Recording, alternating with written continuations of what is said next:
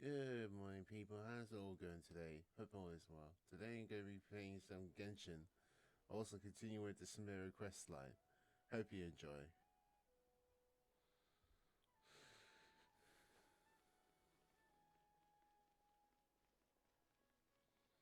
But right now I'm completing dailies.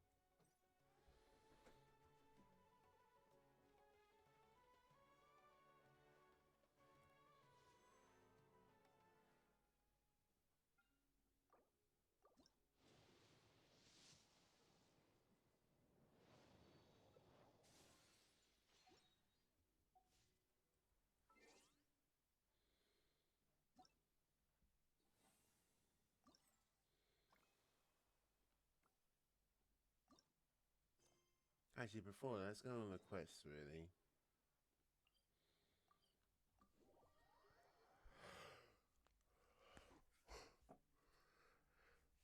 Right, I wonder who we're cooking for this time.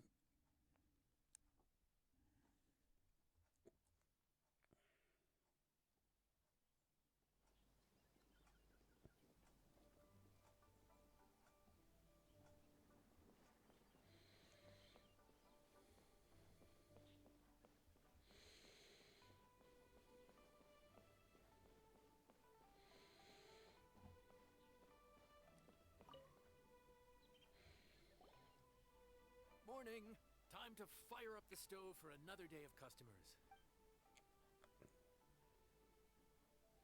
Great work!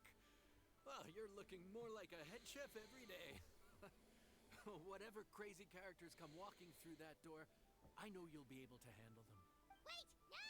Every time you say something like that, you jinx it! Hey, that's not true. Anyway, I didn't mean it like that. Dude, what up, bro? I didn't know you were in Liyue too. It's always nice to run into a Brody and a Zoomin fellow. Wait, did I say that right? Almost. I think you meant fellow Inazuman abroad, boss. Yeah, that's the one. Yeah, we gotta look out for each other when we're this far from home. Don't we, Ayato? Oh, Checker! What are you doing here? Huh? Oh, hey, Flying Lavender Melon! Of the sky-cleaving white iron variety.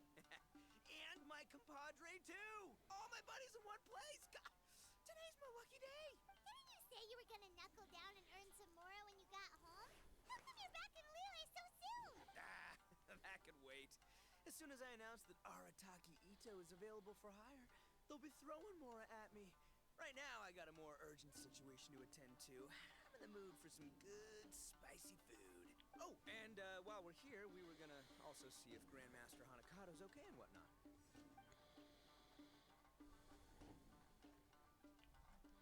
Not too long ago, I heard a rumor that someone was hosting an Onikabuto fighting contest in Liyue. Naturally, I came here as soon as I could. But, alas, it was too late. What? You missed it? Aw, man, what a bummer! Quite the bummer, indeed. Though all is not lost. Since you're here, you'll be able to tell me all about it. Sure thing, my man. But let's catch up over some food, huh? Where's the chef, anyway? Hey, get the chef out here! I got compadres to feed! Yeah, sure, me too. Wait, what? Wow, Woodchucker set up that one for us really nicely. Gotta give him some credit for that. Good one, compadre. You almost got me there. All right, well, get the chef out here. So, may I take your order? If you're entertaining guests, I can recommend the Palace Jewels, a Trembling Strings and Rushing Reeds, or... Boss, don't forget the budget. Yeah, okay. Got anything a little more, down to earth? Down to earth. Oh, well, we do a mean humbly enough. Real hearty dish with a ton of flavor, and we don't skimp on the portion size either. That'd be the best value for your Mora. Humbly enough, huh? Sounds like my kind of grub. We'll take that. No need for anything fancy. We're all friends here. Excellent choice, Ito. I'm no fan of culinary ostentation either. Sometimes a bro just knows. A bro just knows. Yes, a bro just knows. Bros don't suppose, 'cause bros just knows. Is this for real? Oh, whatever. Paimon's leaving you guys to it.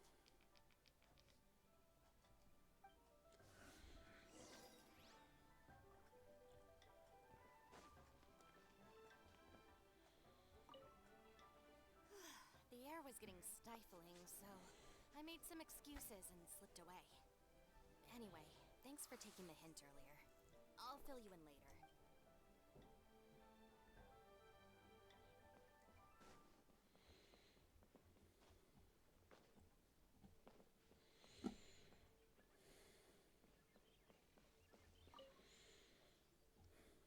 Gotta say, your friend's quite a character. Still, humbly enough isn't that hard to make, so I don't think we'll have any problems with this order. Actually, why is it called humbly enough anyway? A hearty meat dish is a good start, but in Paimon's experience, one humble dish is never enough. I said it was hearty, but I never said it contained meat. Don't be fooled by the appearance. It's actually just tofu, made to look and taste like meat. Wait, tofu's made of beans, isn't it? Oh, Bullchucker can't eat that. Guess we should get him to eat something else instead. What's the issue? I think I caught the word tofu. Wait, what are you doing? The kitchen is staff members only. Never mind. I'll let it slide. Ma'am, could you possibly ask your boss to order something else instead? No one gets my bro Ayato like I do. I hereby declare that humbly enough will be an everlasting symbol of our friendship, or my name ain't Arataki Ito! Hey, where's our food at? Hurry up! I'm almost done recounting the epic adventures of Crimson Staff. As you can see, changing the order may be a little difficult. Oh, brother, his old ego is riding on this, huh? Even if we break the news to him, he'd probably rather eat the tofu. Sounds good. I'll make sure he fills up on those. We'll just have to play the rest by ear.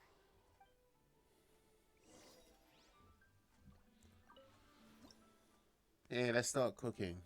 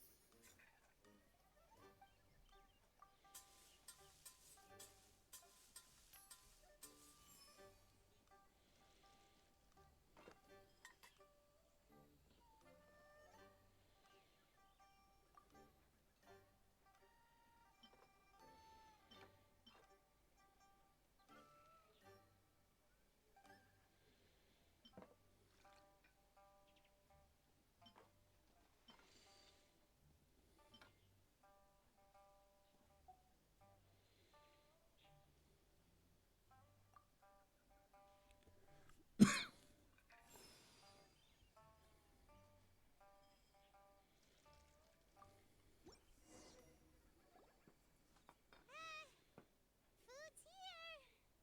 Oh, so this is humbly enough. You guys don't mess around. Woo! Love me that portion size. Come on, compadre, grab a seat. We're all friends here, so don't hold back. I'm just gonna dig right in. Boss, we should respect the local customs. Here in Liyue, it's polite to let the guests eat first. Polite? Shinobu, I thought old-timey traditions weren't your style.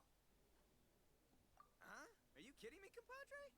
Oh, wait, I get it. The food smells so dang good, now everyone's dying to go first. Well, guess I only got my own good taste to blame.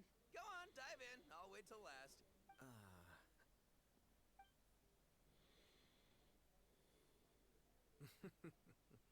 I see. Finally, it's my turn. Woo-hoo! I spy a big chunk of deliciousness with my name on it. Wait! Don't. Huh? Wait, what is it now? Okay, here goes. Anyway, so, Paimon forgot to tell you the really cool origin story of this dish. Origin story? Dude, who cares where it came from? We all know where it's going. Am I right? Down the gullet! Skipping the origin story is like going traveling without a tour guide. Trust Paimon, you get way more out of the experience after you hear it. Paimon makes an astute observation. Much as every tea must be appreciated on its own terms, is it not a waste of the chef's goodwill to sample a dish without hearing its tale? Padre's goodwill, huh? Can't have that going to waste. story. I'm all ears. That's more like it. Let's start with the ingredients. Actually, no. Let's start with the story of Wang Xuan, which starts with the history of Dihua Marsh. Now's our chance, traveler.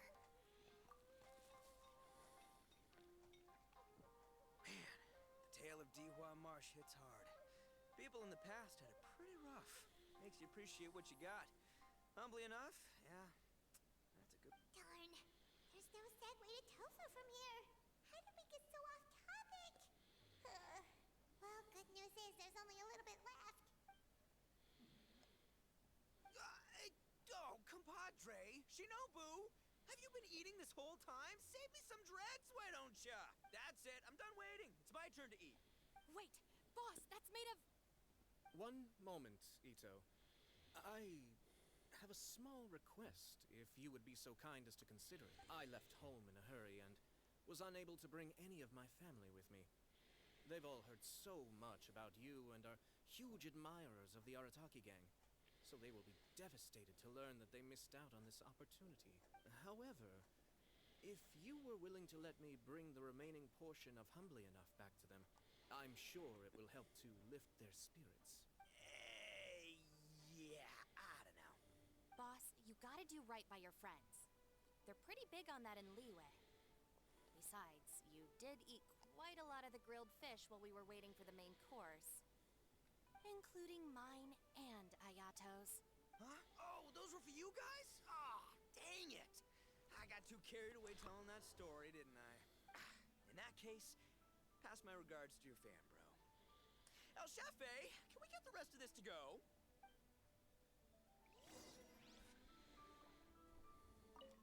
Count Crushmore. Instant kill. I never knew there were so many elite beetle fighters in Liyue.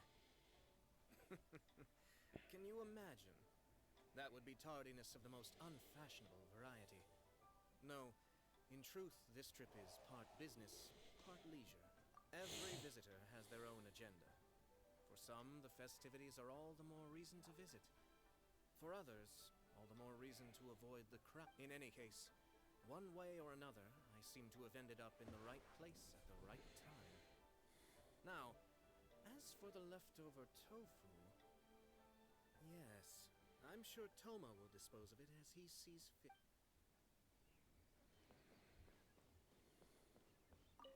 I have to get back to the docks as soon as this meal is done. Well, thing is... I can explain. Boss recently found work as a sailor, which allowed him to hitch a ride here. After the ship docked, he had some free time to do as he pleases. He's been using that time to hang out with Grandmaster Hanakato. Just because he's here already! No other reason!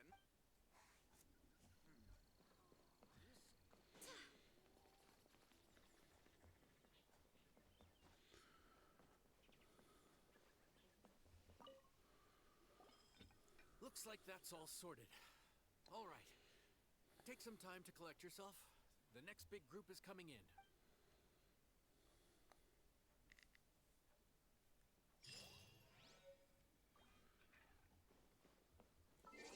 That was fun.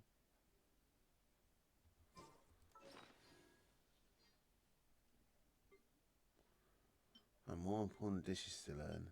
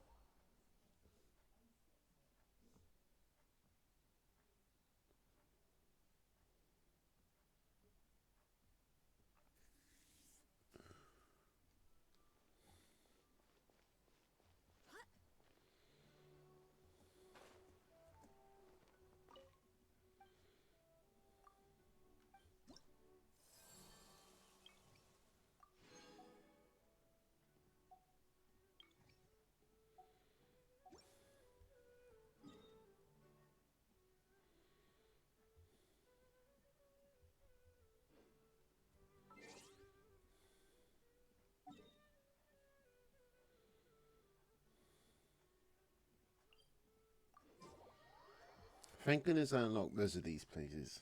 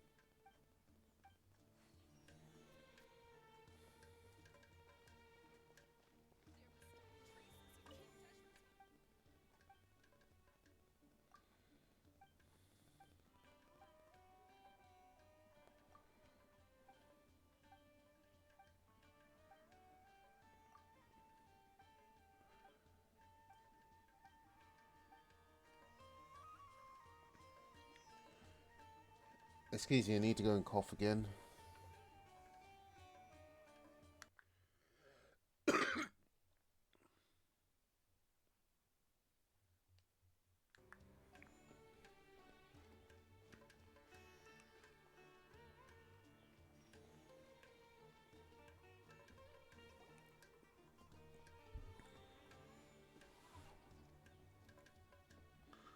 We finally made it to Caravan Rebat. It's pretty lively here. So, just past this wall is the desert, huh? Oh, wow. Paimon remembers hearing people call this the Wall of Samiel. It's made to block sandstorms from the outside. Oh, if it's this tall, it's gotta be the divine work of Greater Lord Ru... Enough gawking. Come on, follow me. Huh? Over here.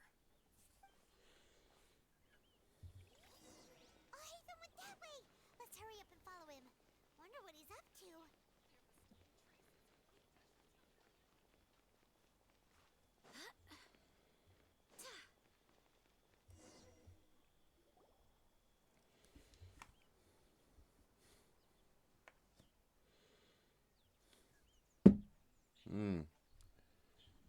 What the?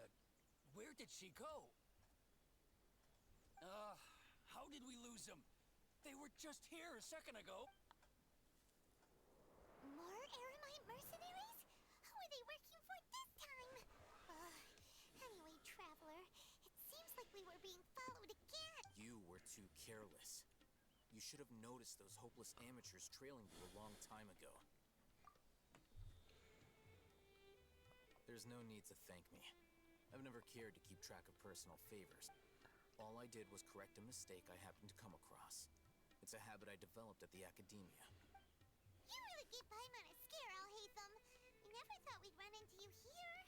Last time we met at Port Ormos, didn't you say you were going back to the Academia? Wait, don't tell Paimon that you're here to take us back on their orders. Oh, so you've already landed yourselves on the Academia's hit list. I can't say that I didn't expect it. However, had I wished to turn you over to the Academia, don't you think you'd already be the Eremites' honored guests by now? Oh, right. You do have a point. I have no interest in running errands for that project. As a scholar, I've always belonged to the camp that promotes researcher autonomy. And these days, you're more fascinating than anything the sages can offer.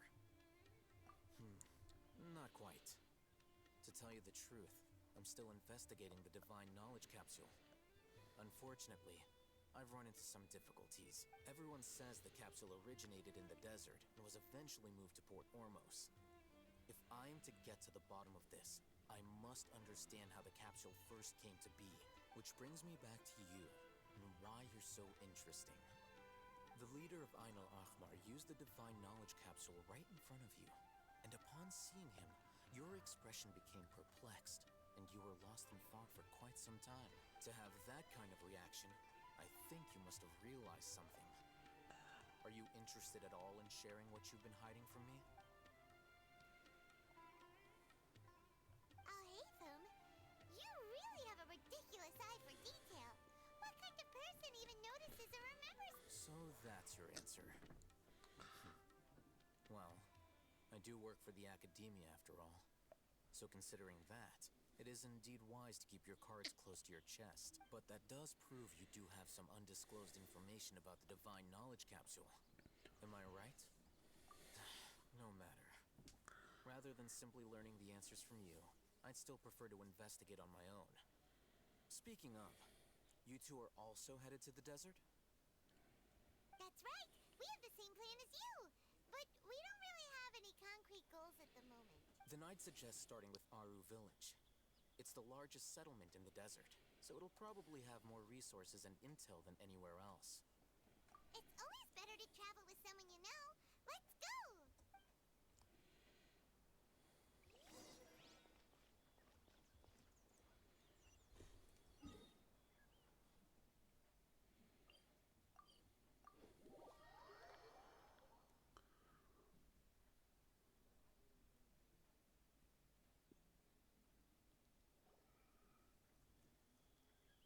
Before us lies Aru Village, the safe haven of the desert folk. Whoa. This landscape is really something else. What a cool place! Let's go check it out!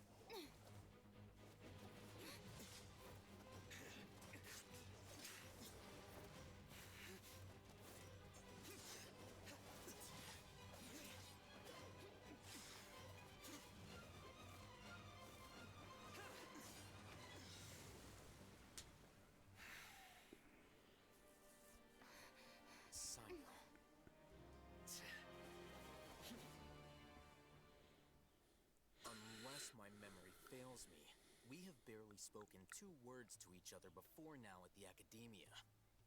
Would you care to enlighten me as to when and how I invited the General Mahamatra's wrath? Oh, Hatham.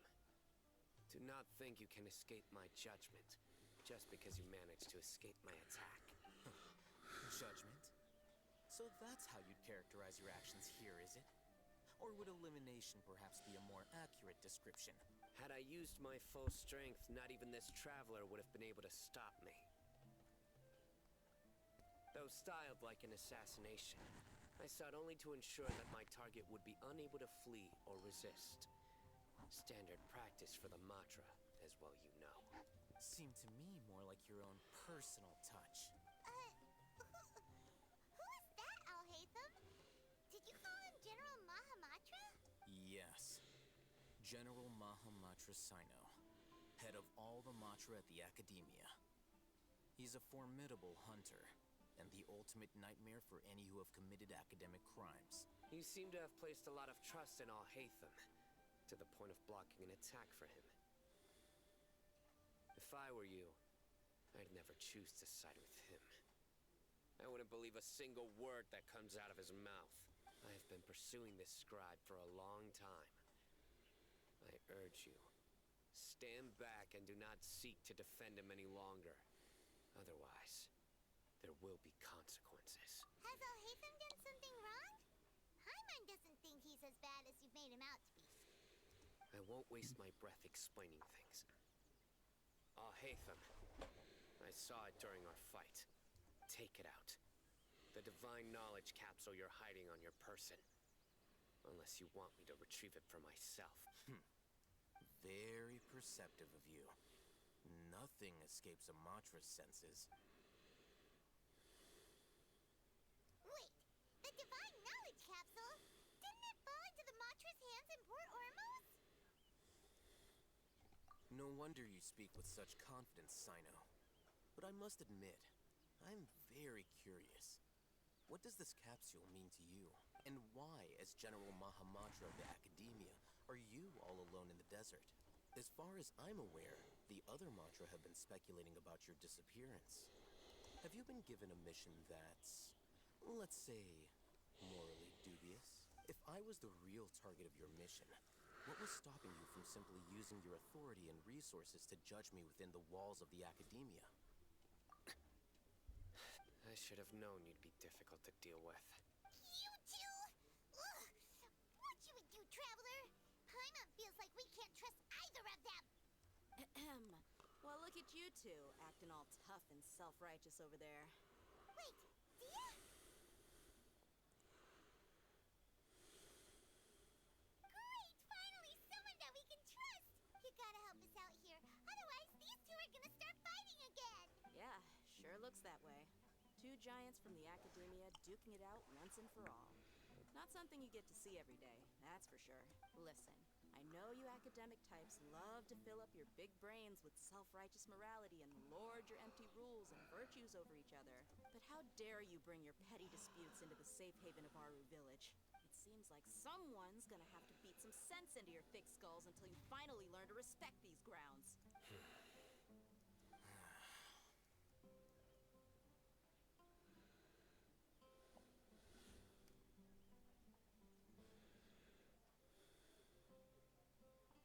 Hey, did either of you hear a word I just said? Whoa, what's going on? The wind's so strong. Is this a sandstorm? Paimon's gonna get blown away. Another sandstorm? What's up with these recently? Hey! All of you, over here, quickly! We have to take cover! Someone's calling for us. Oh, this wind is too strong. Let's get over there. That sounded like Candace. Come on, you two. Jeez, are all of you Academia folks such hard work? All right, stop yelling.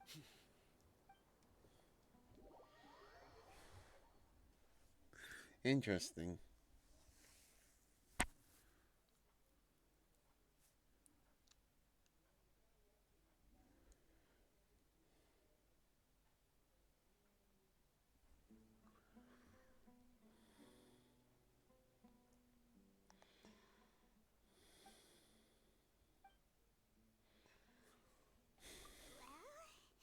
Well, this is pretty awkward. Hey, wanna play sardines with three people who wanna tear each other limb from limb? Sure, why not? Sounds fun. The air is so thick and heavy. Paimon can hardly keep floating anymore. My sincere apologies, everyone. This is the home of our village chief. I will have to ask you to make do with this small room until the sandstorm dies down. Please, let me introduce myself. I am Candace, protector of Aru Village. Our savior has come at last. Nice to meet you, Candace. The name's Paimon. Thank you so much for helping us. There's no need to thank me. It's only right to help each other when the weather gets rough. Wow, she's so gentle and caring, like a nice older sister. Unlike those guys over there. All right. Now that we're all better acquainted, we should return to the topic at hand. As a guardian charged with the responsibility to protect my fellow villagers from harm, I was observing your conflict from afar, even before the sandstorm started. And now that you have set foot within our village itself, it is all the more my responsibility to make absolutely sure that you pose no threat whatsoever to us. So please, have an honest and sincere conversation with one another, and put your hostile feelings to rest. If anyone dares to start anything again while they are under this roof, I will not hesitate to send them out for some quality time with the creatures of the sandstorm. On second thought, Paimon may have misjudged Candace's character. And that goes for you too, Miss Dia. Do I make myself clear? All right, we got it, Candace. That's what I like to hear. So, which of you will begin?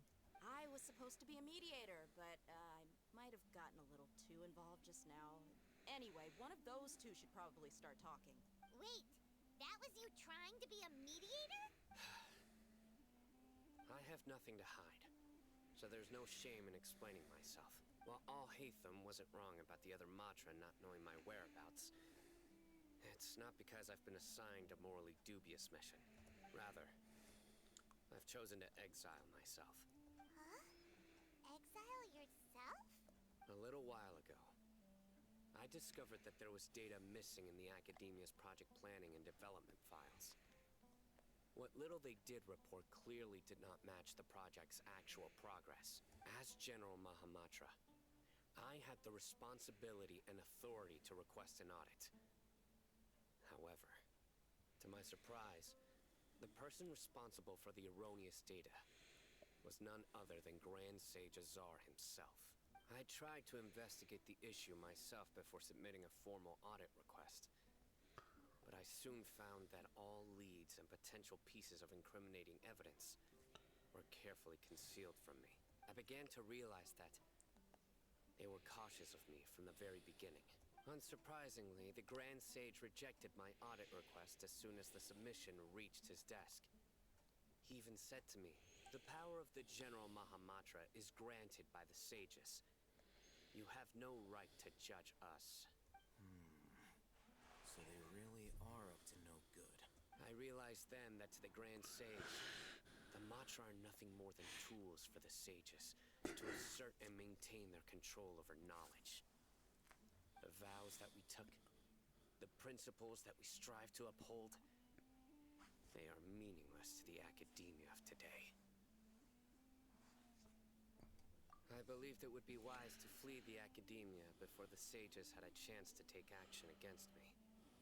This way, they can no longer see nor predict my actions.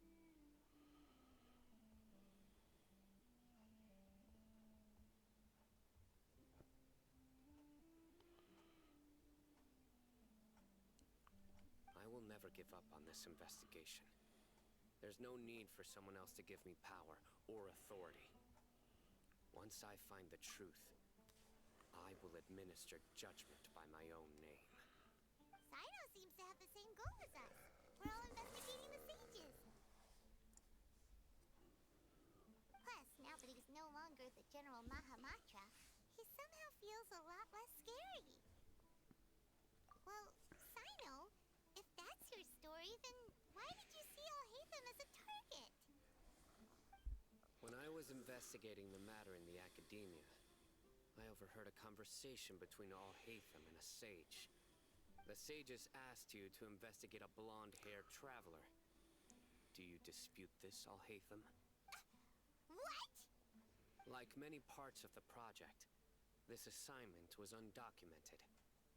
Now throw in your suspicious behavior with the Divine Knowledge Capsule, and I think we deserve an explanation. Yes.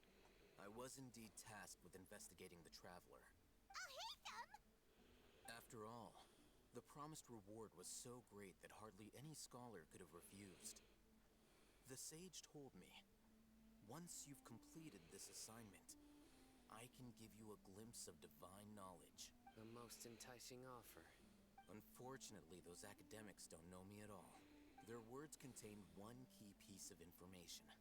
Namely, that divine knowledge indeed exists. That gave me all I needed to know. From my perspective, the sages are far from trustworthy. Think about it. Isn't it a little strange they're so willing to share divine knowledge with anyone, even as a reward? So, I began my own investigation following the lead of the Divine Knowledge Capsule. In the end, I realized my wisdom in committing to this rather than collaborating with the sages. Had I been less guarded, I probably would have ended up like that Ainul Ahmar mercenary, incapable of remaining sane for long enough to hold a conversation. You mean that the sages originally planned to dispose of you, using one of those capsules that drive people insane? I'd already given up on the assignment by then. I only told the Academia I was waiting in Port Ormos for you to appear so they wouldn't suspect anything. So it came as quite a surprise when I encountered my erstwhile target while investigating the Divine Knowledge Capsule. Criminals do love to talk about coincidences. Even though I ran into the Traveler by chance, I had no intention of providing assistance to the Academia. Also, you should remember, you were the ones who decided to follow me and strike up a conversation after I left that tavern. That's true. Haytham helped us out at Caravan Rebot as well. Maybe he's telling the truth. I'm willing to apologize, if that's worth anything to you. I took the Divine Knowledge Capsule behind your back because I judged its existence to be a significant risk. I felt that it would be best for no one to interact with it before it had been properly studied. After all, curiosity often proves to be the most dangerous thing in this land. You should be well aware, Scribe Al-Haytham, that curiosity can also lead you to danger and suspicion. Answer me this. Did the sages share any information about their project with you? Have I not made myself clear? You and I are both distrusted by the Academia. Do you really think they would tell me anything? Fine. Although you haven't completely proven your innocence, I won't regard you as an enemy, for now. As you wish. Good. I'm glad to see you two clearing up your misunderstandings. And now you, Dia. I believe it's your turn. Oh, sorry. Whatever the boys were talking about must have been so boring that I spaced out. My situation is pretty straightforward. My employer, Dunyarzad of the Homayani family, is friends with the Traveler and is currently recovering from her illness at home. I had nothing going on, so I decided to return to Aru village for a visit. I was actually looking forward to a pretty exciting time getting back together with everyone here. But then I saw these two random guys in the middle of a pointless argument. It ticked me off, and things went downhill from there. Is that all? Well, I will admit that definitely sounds like your style. In that case, welcome back, dear. That's more like it. I missed you all so much, Candace. Whoa! What was that sound? No need to worry. Now that you're no longer at each other's throats, please make yourselves at home. I'll take a quick trip outside to clear out some of those creatures in the sandstorm. Creatures? In the sandstorm? Are you sure you don't want some backup? Fighting in a sandstorm is not for the faint-hearted. Anyone without extensive training in these conditions is at a disadvantage. You needn't worry. Yeah, just leave them to Candace. Don't worry, she's as tough as they come.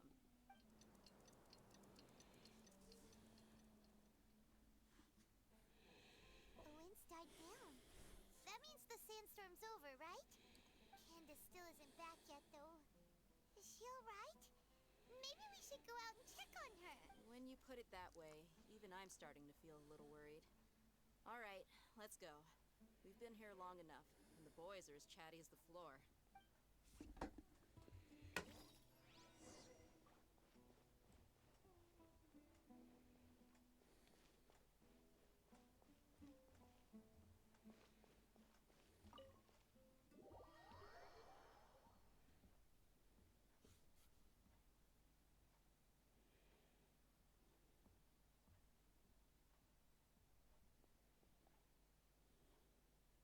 Sounds so interesting, this story so far.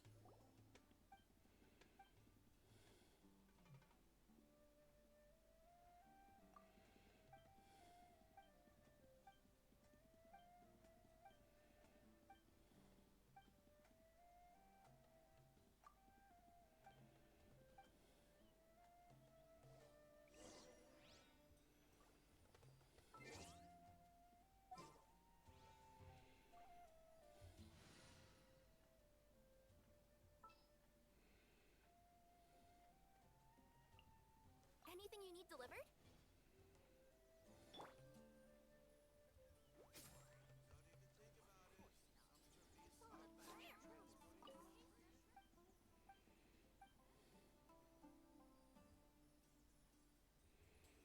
Scratch that!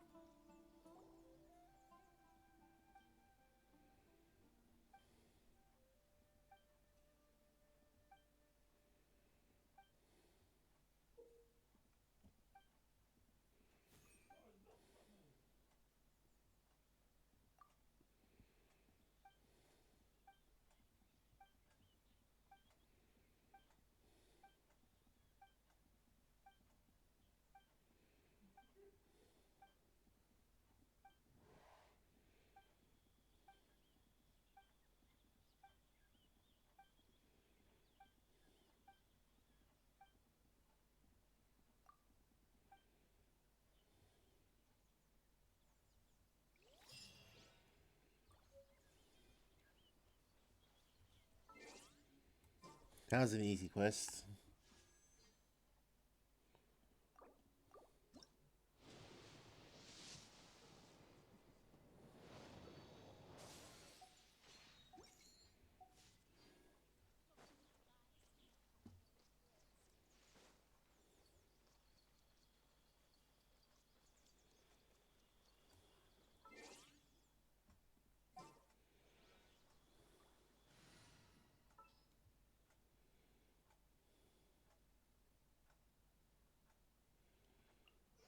This world is full of Oh,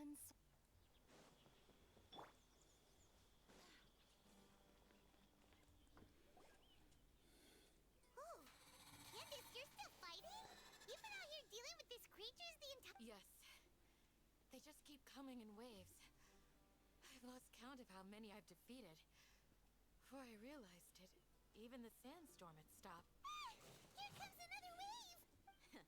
Leave this round to us. I got interrupted earlier, but now I have something to take my anger out on. It's been quite a while since I've seen the flame mane in action. I'll leave these to you. I'll be sure to put on a good show. Let's go!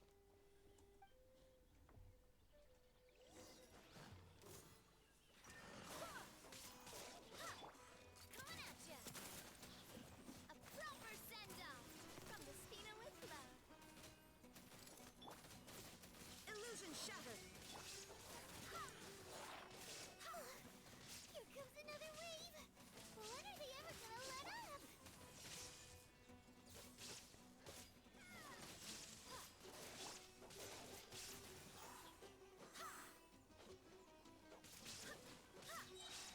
Wind, hear me! The creatures stopped appearing. Was that the last of them? What we fought just now was probably the aftermath of the sandstorm. So we should be safe for the time being. Well fought, everyone. No injuries, I hope. Huh? Who are you? Ah, my apologies. I haven't had a chance to greet you yet. I had my hands full taking care of the village's elderly and children. I am the chief of Aru village. Everyone usually calls me Uncle Anpu. Sir, I am also originally from the desert, but I have not been back for some time now. May I ask if such sandstorms are common? I can't say they've always been common, but recently the storms have become increasingly severe and frequent. Besides sandstorms, we also occasionally get earthquakes. According to an investigator who stayed in the village a while ago, these unusual natural phenomena are related to the withering of Irminsul. Another effect of Irminsul's withering. So, Irminsul's withering causes withering zones in the forest, and sandstorms and earthquakes here in the desert? Everything in the natural world is inextricably connected to Irminsul. These regional symptoms can indeed be a reflection of Irminsul's present state. Everyone in Aru village needs to take good care of themselves. Speaking of which, why haven't I seen a single village keeper since I got here? Village keeper? Who are they? Village guards like Candace? Does your curiosity know no bounds? Village Keeper is how Aru village refers to mad scholars, exiled here by the academia. Most of them are scholars who lost their sanity after a period of training in the Avidia forest. The academia believes that their crazed mutterings may have a negative effect on the psyches of other scholars. So, they're forcibly exiled to the desert. Though if you ask me, it's all a boatload of nonsense. Alas, that's exactly what we've been trying to investigate. One by one, the village keepers have been mysteriously disappearing without a trace. But no one in the village has ever seen them leave. If you're planning to stay around the village for the next few days, I'd appreciate it if you could keep an eye out for them. I've had encounters with those people in the past. I'll see what I can do to help. The Matra are the ones responsible for their exile. Now that you're no longer with them, are you trying to alleviate your guilt and atone for your past sins? I'm fascinated by how you think. Mock me if you will, but if you are guilty, I will eliminate you. regardless of my position or identity. Oh, you're the former General Mahamatra. You must be an expert in these kinds of investigations. Thank you for your help. Is it because you're reminded of Hypatia? Oh, these poor scholars.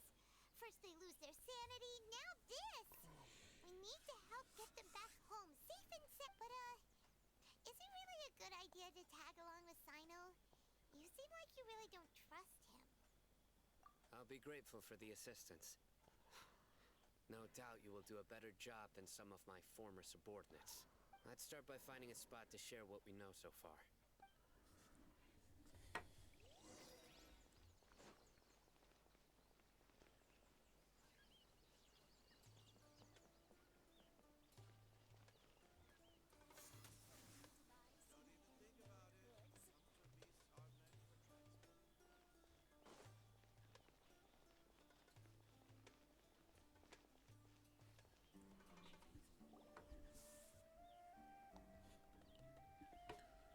Although I've sent myself into exile, I'm still doing essentially the same things as before.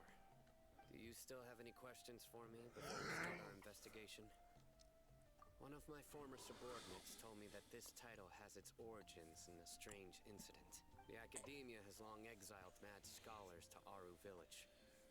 A mysterious phenomenon exists here. When mad scholars first arrive, they are as incoherent and deranged as before. But after spending some time here, they invariably begin to calm down.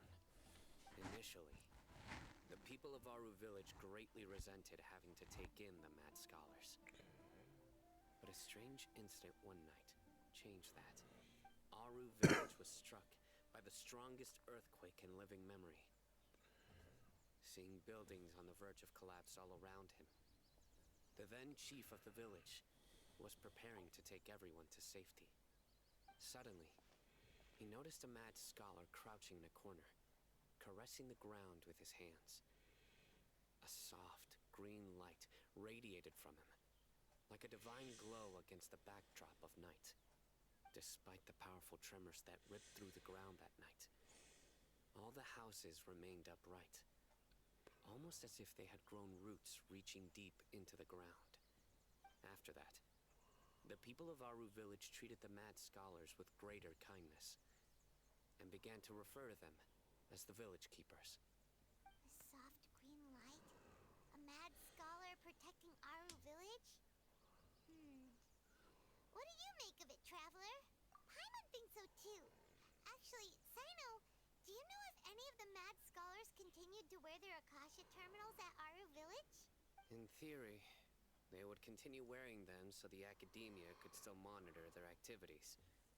With that said, the main Akasha system would no longer have any interaction with them.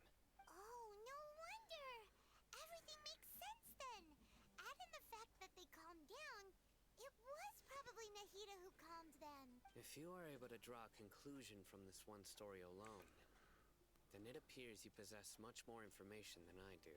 So, what do you make of the story? Really? Lesser Lord Kusanali. What? You don't believe us? Lesser Lord Kusanali was definitely using the Akasha to give her power to the mad scholars! No, it's not so much that I don't believe you. I'm just struck by your reasoning. Lesser Lord Kusanali, the current Dendro Archon. Is she really active in Sumeru? The Academia has always placed far greater importance on the late Greater Lord Rukkhadevata. They've more or less ignored Lesser Lord Kusanali, and I've never had any reason to doubt their views.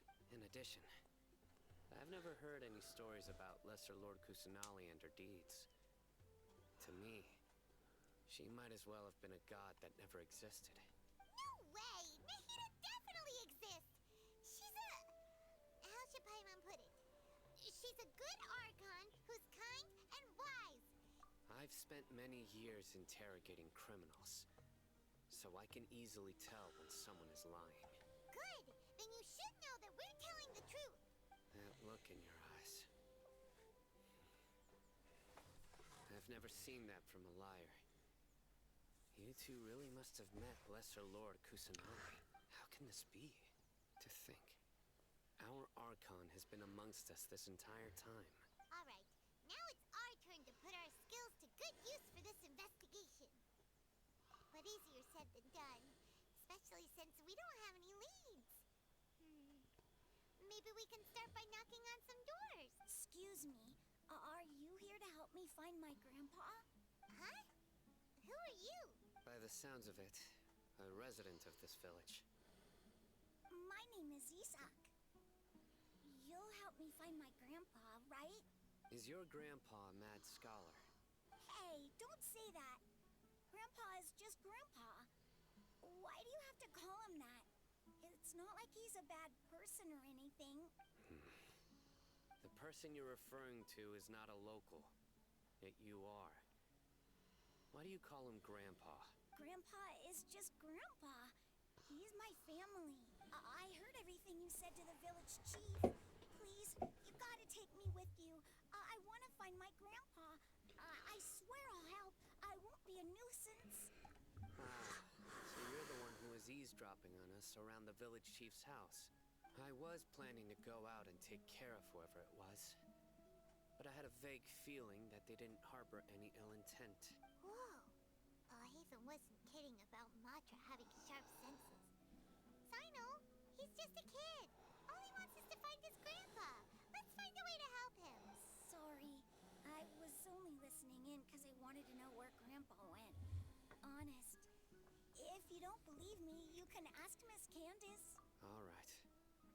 But first, let's confirm the facts with Candace.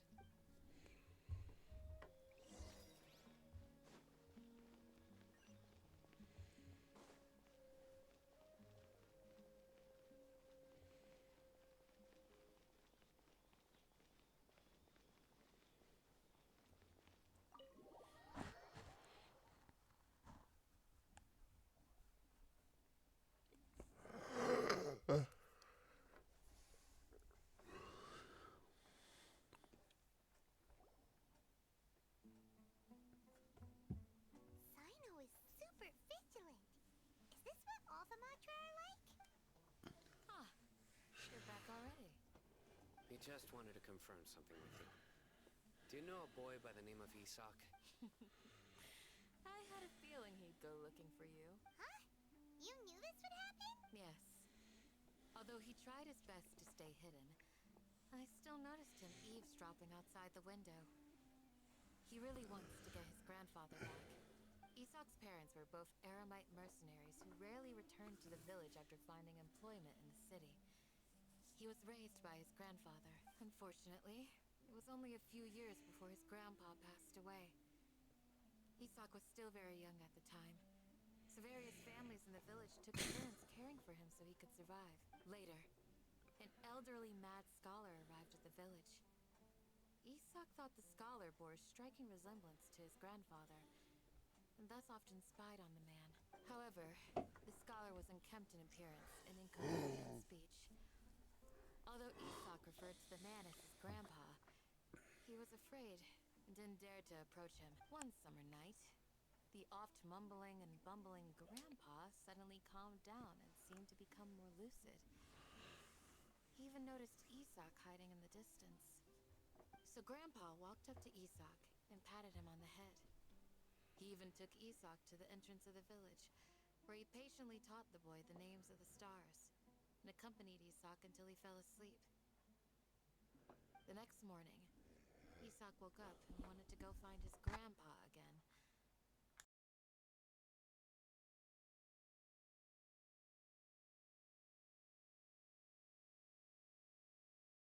Expression. It's said that those who saw the scholar claimed he no longer appeared to be crazy, but appeared to be living in his own world, almost as if he were sleepwalking. Isak was thrilled that his grandpa was able to find peace and would follow him all the time, asking him things like, "Grandpa, want me to take you somewhere fun?" Or, "Grandpa, could you tell me stories about the stars again?" All this somehow just makes Paimon feel really sad. It seems like They both deserve so much better. Perhaps. Nearly everyone who lives in the desert has some form of hardship or regret. But even so, we must still continue on with our lives. It's also my reason for fighting. I must continue to protect this land.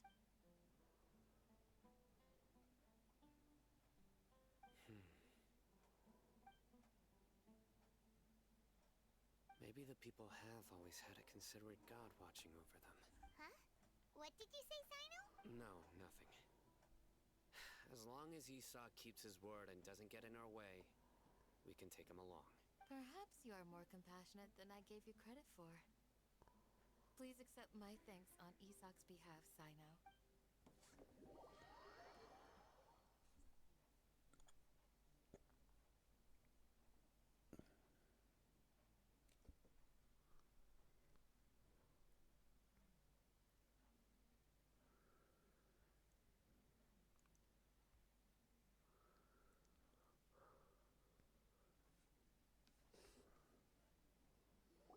Hey, Isak!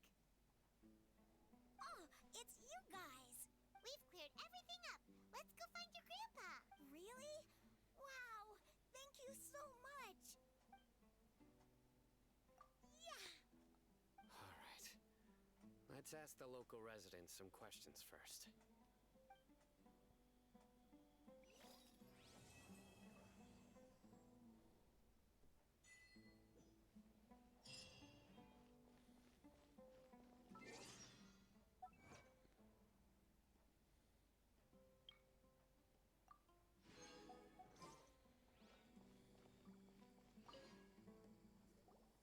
Excuse me, did you happen to see where the missing scholars were? You mean the village keepers?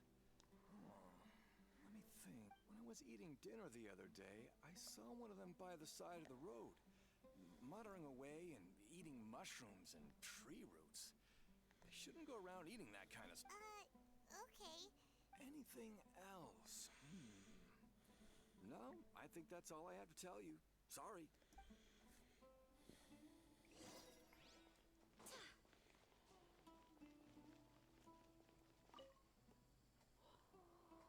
The scholars that have gone missing.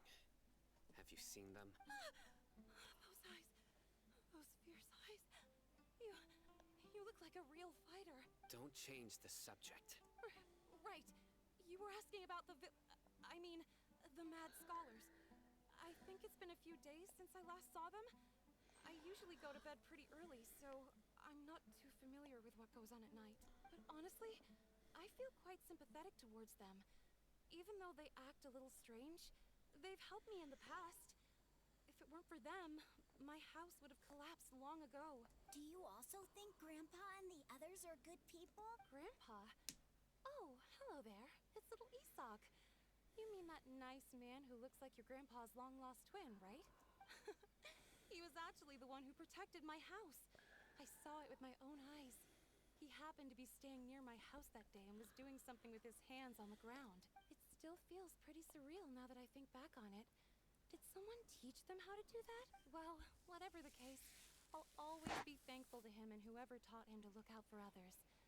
I'm pretty sure that if I ever went mad, I wouldn't be able to do anything like that. Gotcha. Thank you.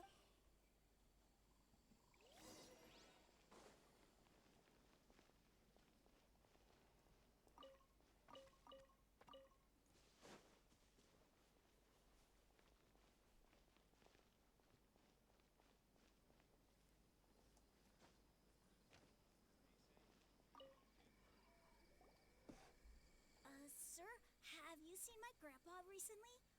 You know, the one who likes to sit and space out near the village entrance. Oh, well, if it isn't Isak. Oh, your grandpa, huh?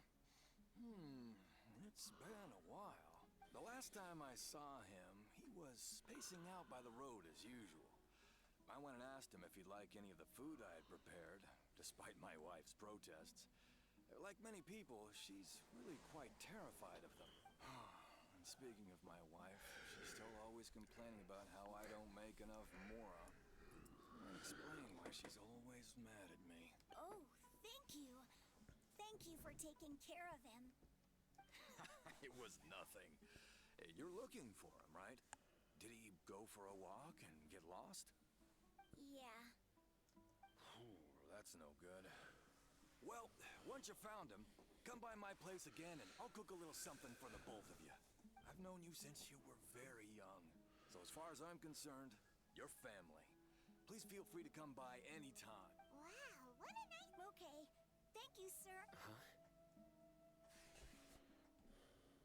Don't say anything for now. Isak, stay here. Let's head over there. Stay quiet as...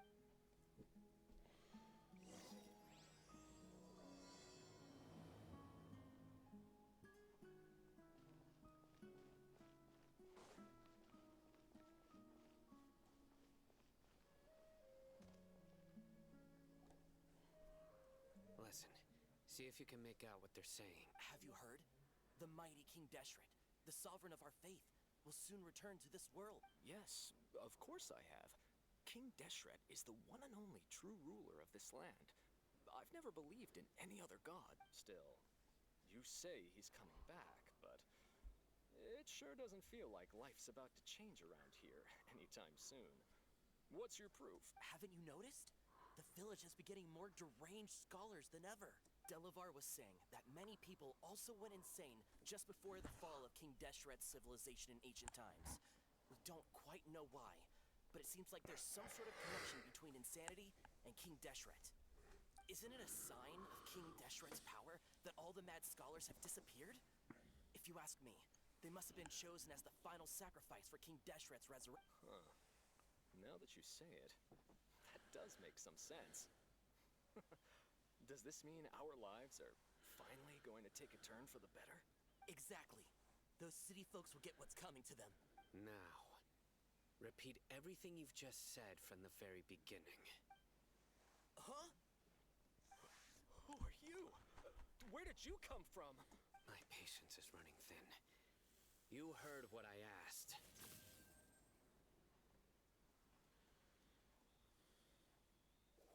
Yeah, bro, this guy's something else.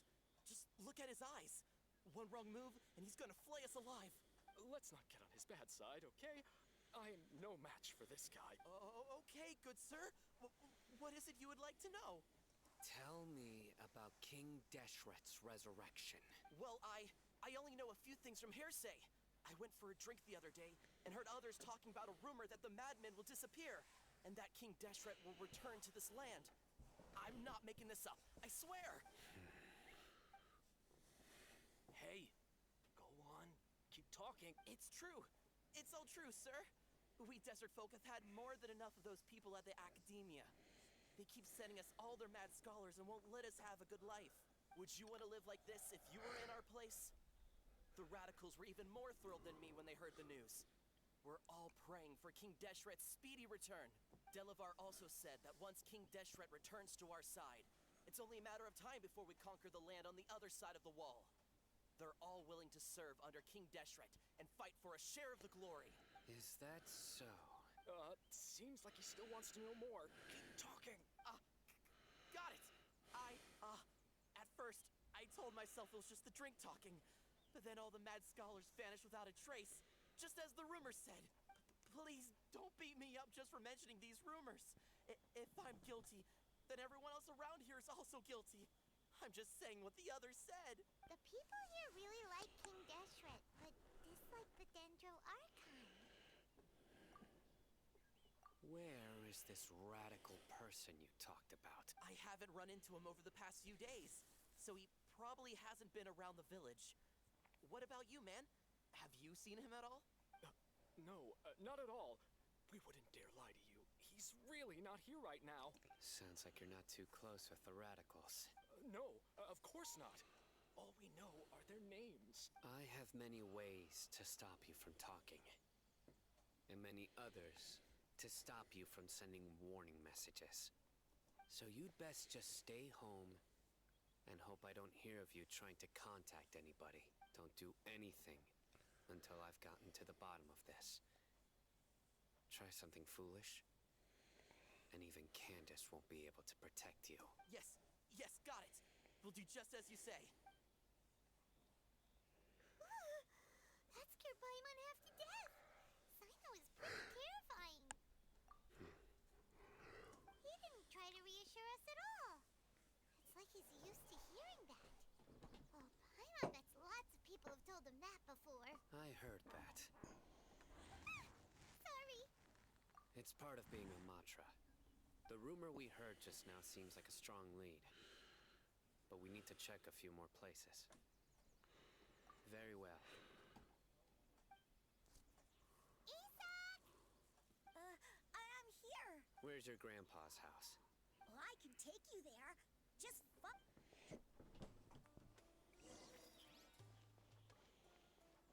Join the Aramites and embrace a wonderful new life.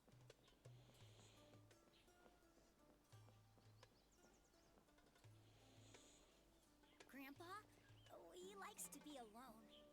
Sometimes he stares at the sky in a daze, and other times he just pokes at the ground with his fingers. Every now and then, he yells out at the top of his lungs, so a lot of people are really scared of him. But he's a good person, really. I know he is. I swear, he's just like my real grandpa.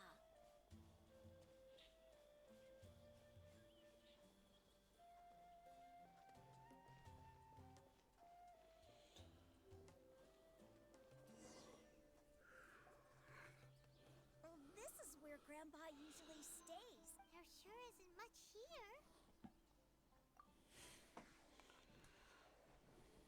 No. Incense?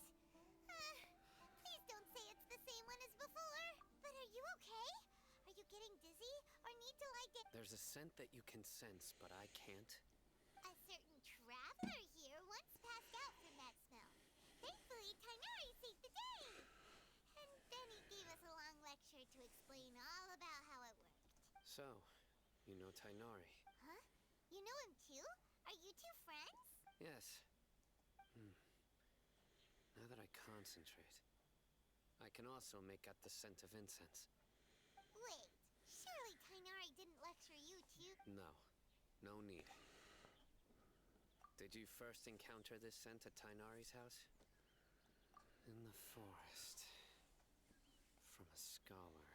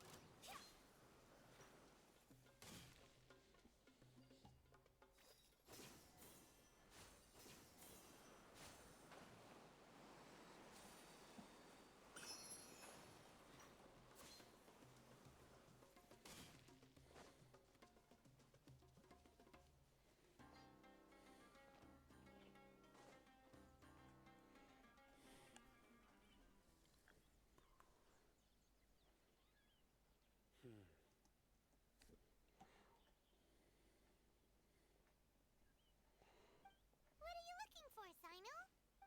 Here it is. Take a look right here. Paimon doesn't see anything. Although the traces have been completely buried in the sand, there are footprints here, from the size and shape. They belong to an adult male.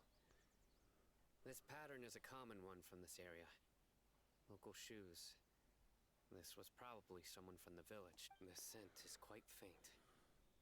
It's still extant. But who would come looking for Grandpa? He doesn't have any friends. We'd have to ask whoever lured him away with the incense. Huh? So you can lure someone away with just a scent? Hey! What's wrong with liking good food? Everyone's got something they love in life. Exactly. Most scholars are fond of incense, since the smell supposedly helps them clear their minds and discover new knowledge. Even deep within the clutches of madness, they still yearn for their knowledge-seeking days, and will follow the scent whenever it presents it. No, Grandpa. So, someone's taking taking advantage of their weakness? Huh. Still, why would anyone want to abduct all the scholars? Are the rumors really true? Could the disappearance of all the mad scholars have something to do with the radicals? It's highly likely. Please, you have to save my grandpa. Grandpa's never done anything wrong. Please help him. Sounds like we'd better help get him back. Don't you worry, Isak. We won't let whoever took him get away with it. Let's head to Aru Village and inform Candace and the others about what we learned here. After that,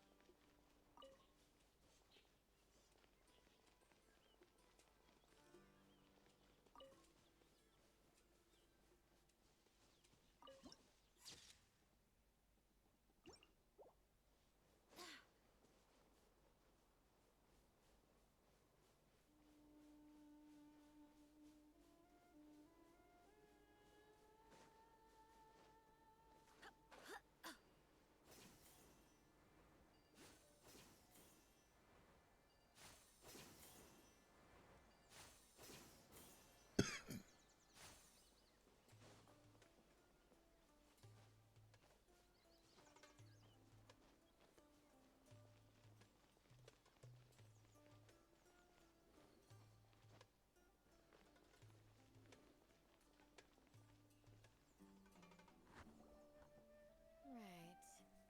The darker fabric definitely looks a lot better. That'd be my choice, too. We're back, Candace. We've got a lot to tell you.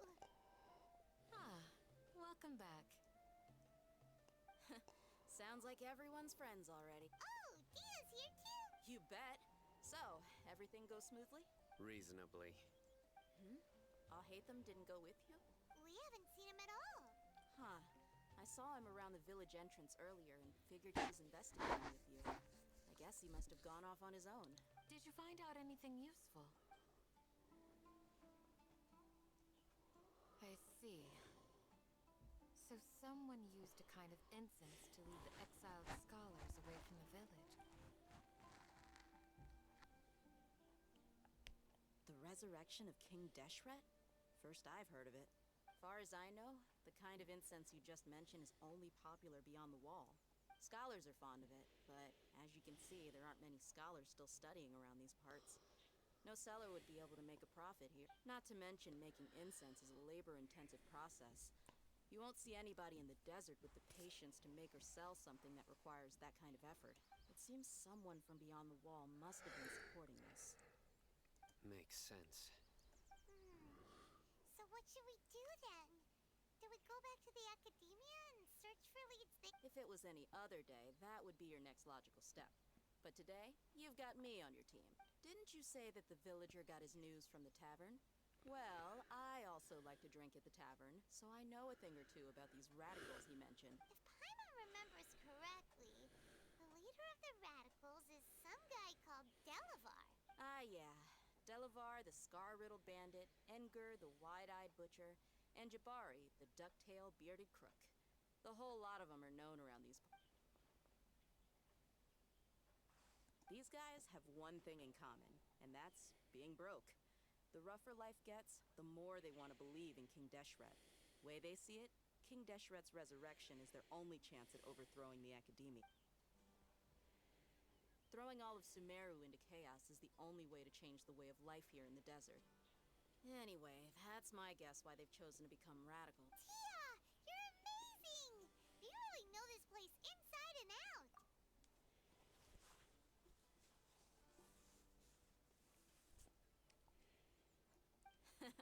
No merc can afford to slack off on gathering intelligence. Every mora I've spent in the tavern has been a valuable investment. Let's head out. Now hold on, you're staying right here, son. Why? Aru Village is not a big place. Outsiders stand out here like a sore thumb. I'd bet word about you has already gotten out. The desert is unforgiving, so the way of life here is also a lot tougher than on the outside of the wall. You survive on making connections out here. Compared to you, mercs like me are just third-rate amateurs. I've got no actual fighting skills to speak of. but that also makes it a whole lot easier for me to gain the locals' trust. I need to go around and ask some questions, but it'll be difficult if you're with me. Fine. Good. Then we've got a plan. The Traveler and Paimon will go to Caravan Rebot with me, and we'll try our best to figure out where the Mad Scholars have been taken. Sino, you'll have to stay in the village and continue investigating on your own. All right, sounds like a plan.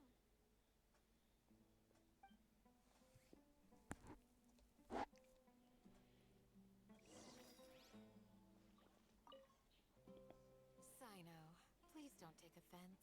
I don't mind. Ah, I see. Well, from the way you were staring out... No, it's natural to fear strength.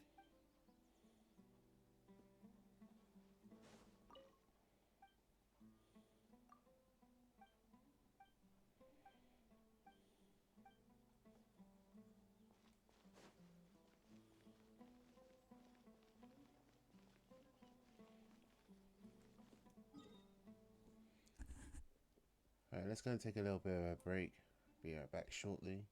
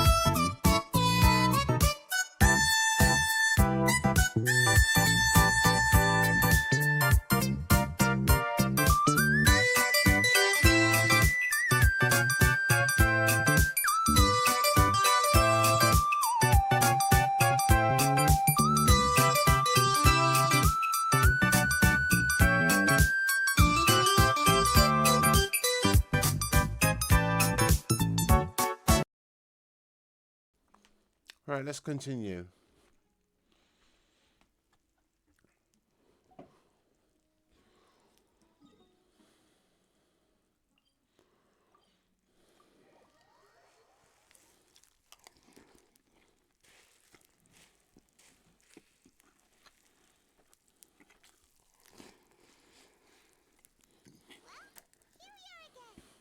Sounds like you're starting to get familiar with the area. Paimon's amazed every time we see the wall of Samiel. How can a wall this tall even exist? I know what you mean. I had the same question every time I walked this way when I was a kid. Also, why is this high wall here? And can a wall really break sandstorms? It was only after I grew up that I realized the wall of Samiel isn't just there to keep out the sandstorms. It serves a more important purpose, keeping out people like us. Sumeru is run by wise and mighty sages. To them, us desert dwellers are nothing but tools that can be used and discarded at their whim. We're cheap labor, like livestock, but easier to control. Nothing more. Even if a child from the desert got the chance to obtain an Akasha terminal, almost all their requests for knowledge would be denied. The academia believes we're underserving. Geniuses like Sataria are 1 in a million. The other children never get a single chance to try and rewrite this era, even though the academia knows very well that we're humans, just as they are. That's terrible. Sorry about the background noise. I would tear down this wall with my own hands if I could.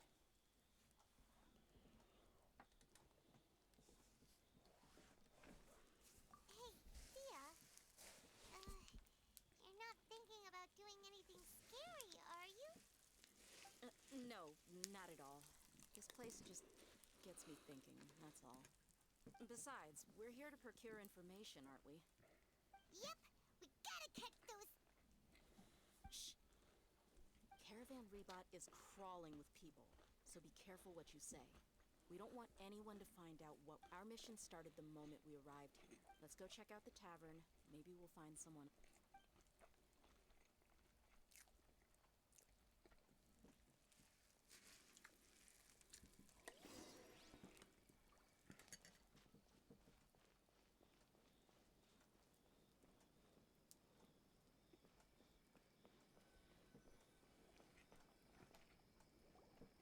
Just our luck. None of them are here today. You mean you don't see anyone you know? Dia, is that you? What a coincidence. You here for a drink too? Zaki. Finally, a friendly face. Oh, and who do you have with you here? Guests from another land? Hello, hello. I'm Zaki. Dia's, how would you put it? Drinking buddy? We've had drinks together a few times. You could say we go back a ways. Anyway, as far as my friends here, they aren't too shabby, are they?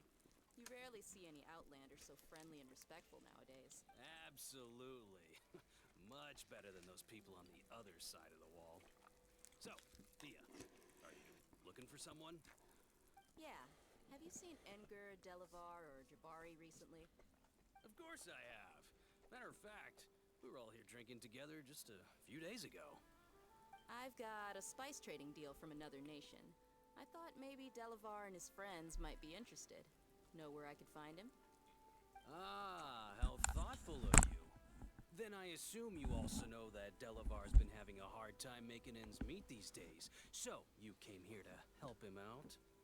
Hey, keep it down. Let's just say I prefer to keep this deal a secret. Y'all at Caravan Rebot are like family. If there's more to be made, why not do it together? Besides, Delavar and his friends have muscle. They'd be a good fit. Yes, how considerate of you. Delavar's my friend too, so of course I can take you to him. Come with me.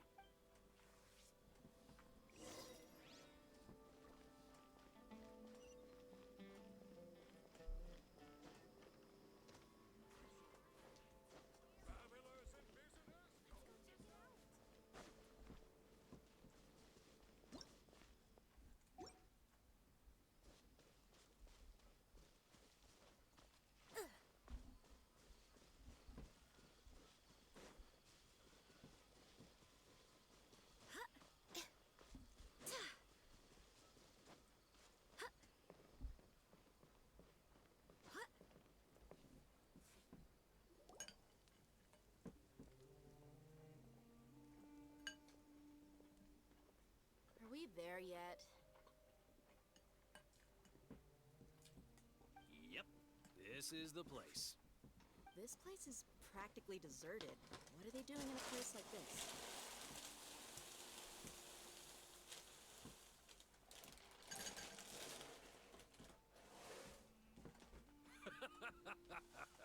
Why don't you take a guess? Go on. A wild stab in the dark.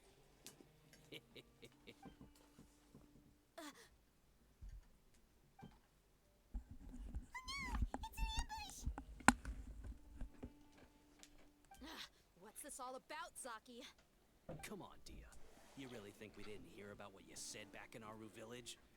The boys have kept a close eye on you from the moment you set foot there. Not only do I know that you're looking for Delavar, I also know that you've teamed up with people from the Academia to look for the missing scholar. So, you've been watching us from the very beginning? Uh-oh.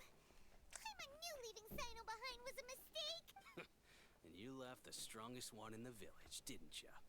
Who do you think you are? So you and Delavar have been partners all along. Dia, I guess it's only natural for a traveling mercenary like you to be out of the loop. Those of us who hang around the tavern have stronger bonds than you think. But you got one thing right. We're all looking forward to an uprising in Sumeru. There's nothing more we'd like to see than the desert folk overthrowing the Academia. If that's the case, then I'm sure Delavar wouldn't miss a second of it. I'll be honest with you.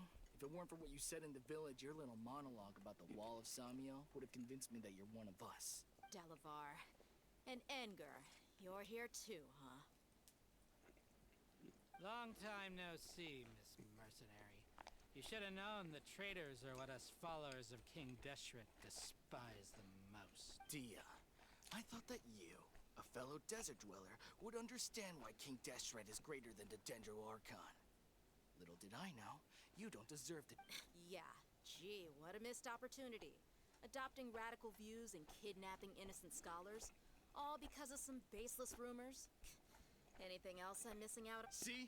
There you have it. Mercenaries are just a bunch of faithless scum with only one thing on their minds. Mora. Pathetic. You're all like a pack of street rats. You're not wrong. Mercenaries are driven by Mora, and my faith lies with whoever's paying me. Enough talking! Get him! Just as I expected. Let's teach him a lesson, traveler. A new punch bag. Go as one! Insolent. Watch out! Fire! With Ross. Ha-ha! Hiya!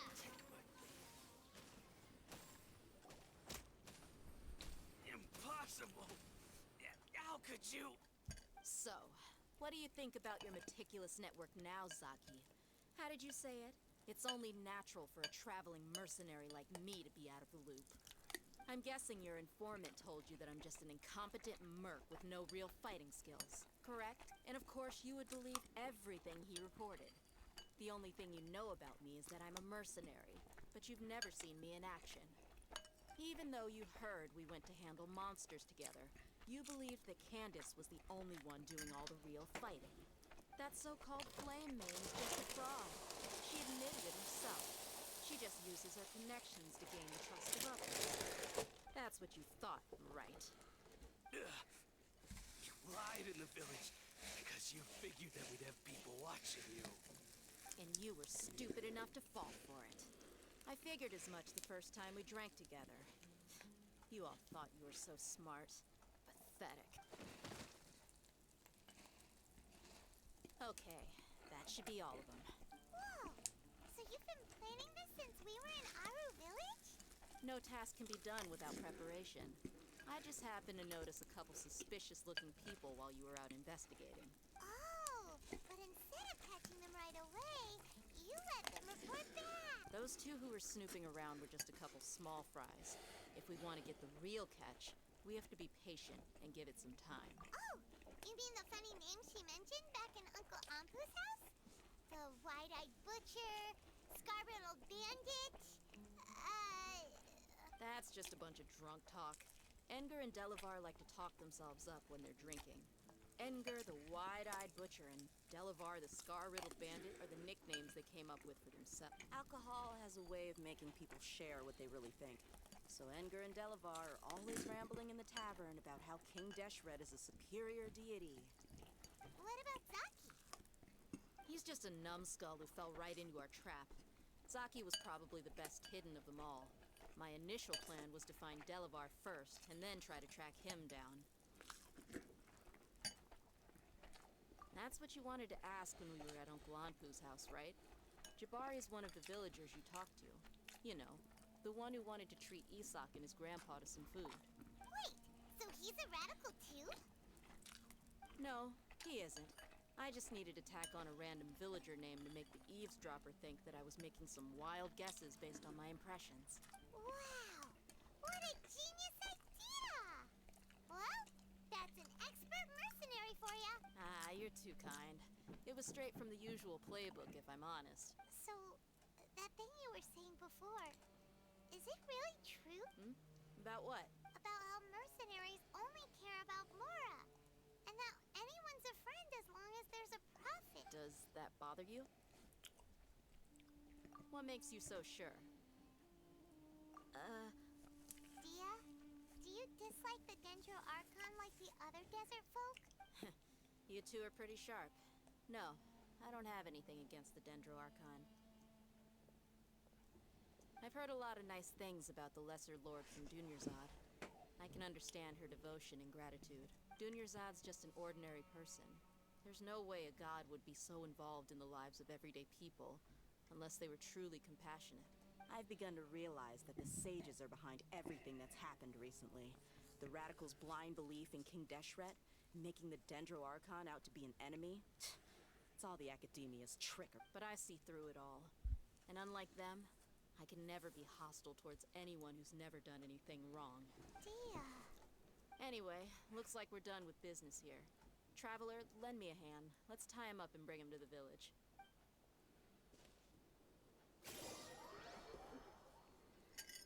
This is gonna be fun.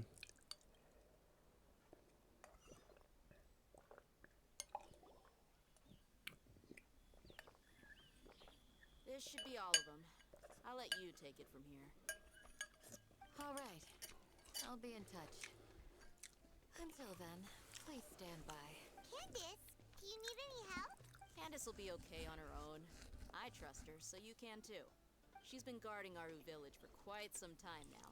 If anyone is qualified to question the offenders, it's her. While I'm questioning them, why don't you pass some time by exploring the area? I'll meet you back here tomorrow morning, Traveler. As for these idiots, let's just hope they live to see another day.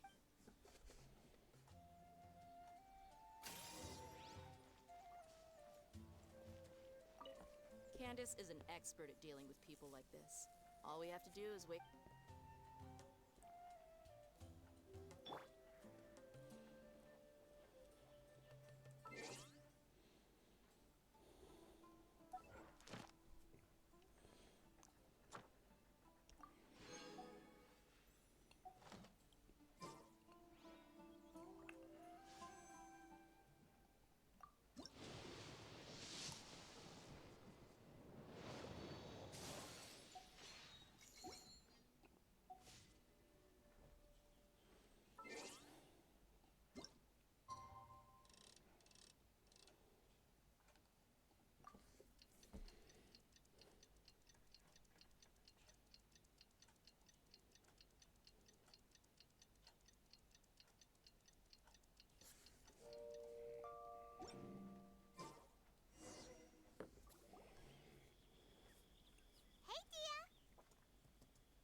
On time. We'll know any moment now. Paimon's been wondering. You seem to know Candace pretty well. Have you been friends for a long time? We've known each other for some time now. She's a pretty interesting person. Even though she's an extremely strong warrior, she never misuses her powers against others. Oh, Paimon knows what you mean. Like a lot of martial artists say, never take the fight outside the ring. Yep, I guess you can put it that way. It takes strong convictions to be as dedicated as she is, and shoulder that kind of responsibility. Us mercs, on the other hand, we pretty much live from one day to the next. Well, Paimon thinks you're great too. Really? Thanks for that. Oh, Sino's here, and he's pretty early too. Yes. I was here yesterday to help out a little. To help out? By doing what? Sharing some interrogation techniques. Oh, you mean you taught Candace some more persuasive methods? Right. Come on in, everyone. Come on, let's go inside.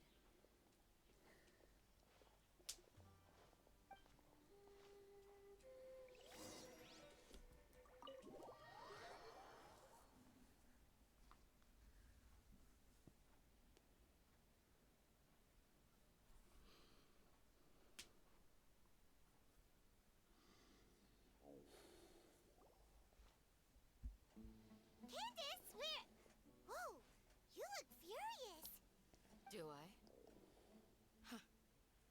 What gave it away? Oh, there's no mask that can hide true bloodlust. Cover up your eyes, and it'll still show itself at the corners of your mouth. Perhaps I need to work on my composure. Still, it's perfectly understandable why I'm angry. I'm sure everyone present would agree. Yes, ma'am. Please, don't beat us anymore. We're gonna die. Well, looks like Sino taught her well. You fear death yourselves, yet you do not hesitate to place the lives of others at risk. The absurdity is mind-boggling. The ones you call mad scholars are known to us as the Village Keepers. They are vital members of our community, and some even count them as family. You come here to my village, and you treat my people as nothing more than stepping stones towards your goal. Tell me, what would you do to you in my position? Mercy! Please, have mercy! You've made your bed.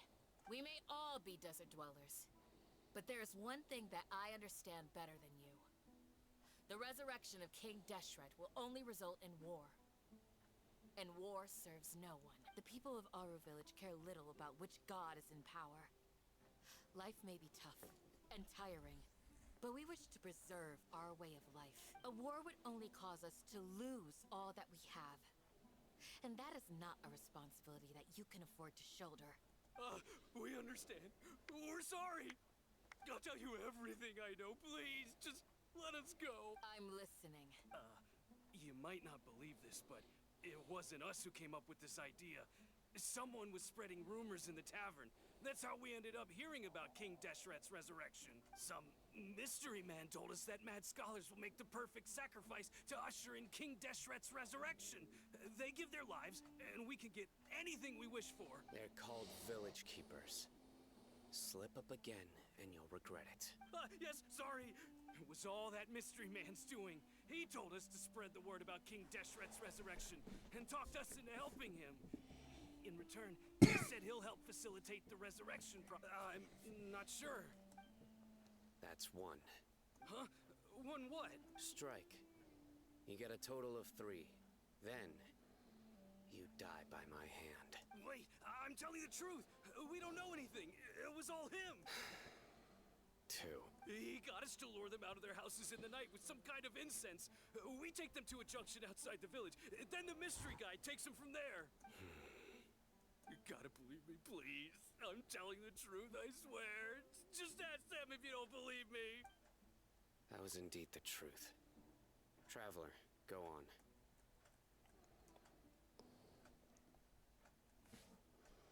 You have to believe me. If I knew that, I would have told you his name right away. I'm not risking another beating to keep his secrets. No way.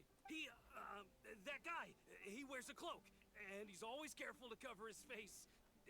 He calls himself King Deshret's envoy. I believe I may know what's going on. Uncle Anpu? What do you mean?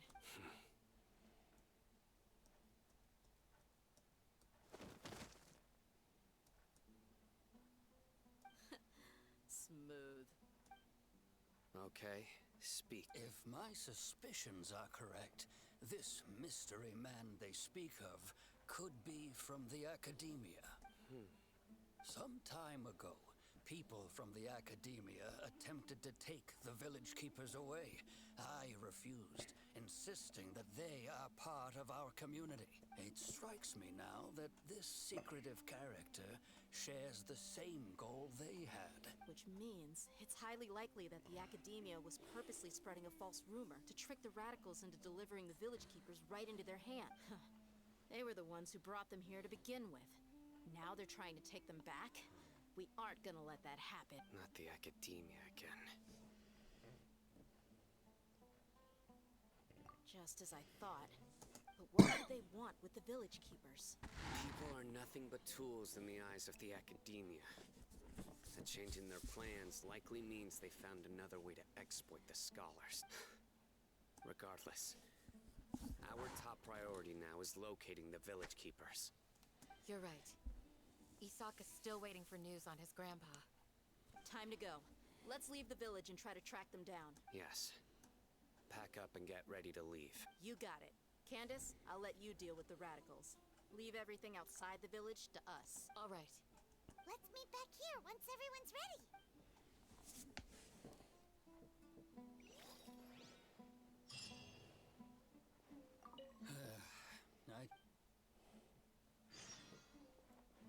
What scheme is the You look worried.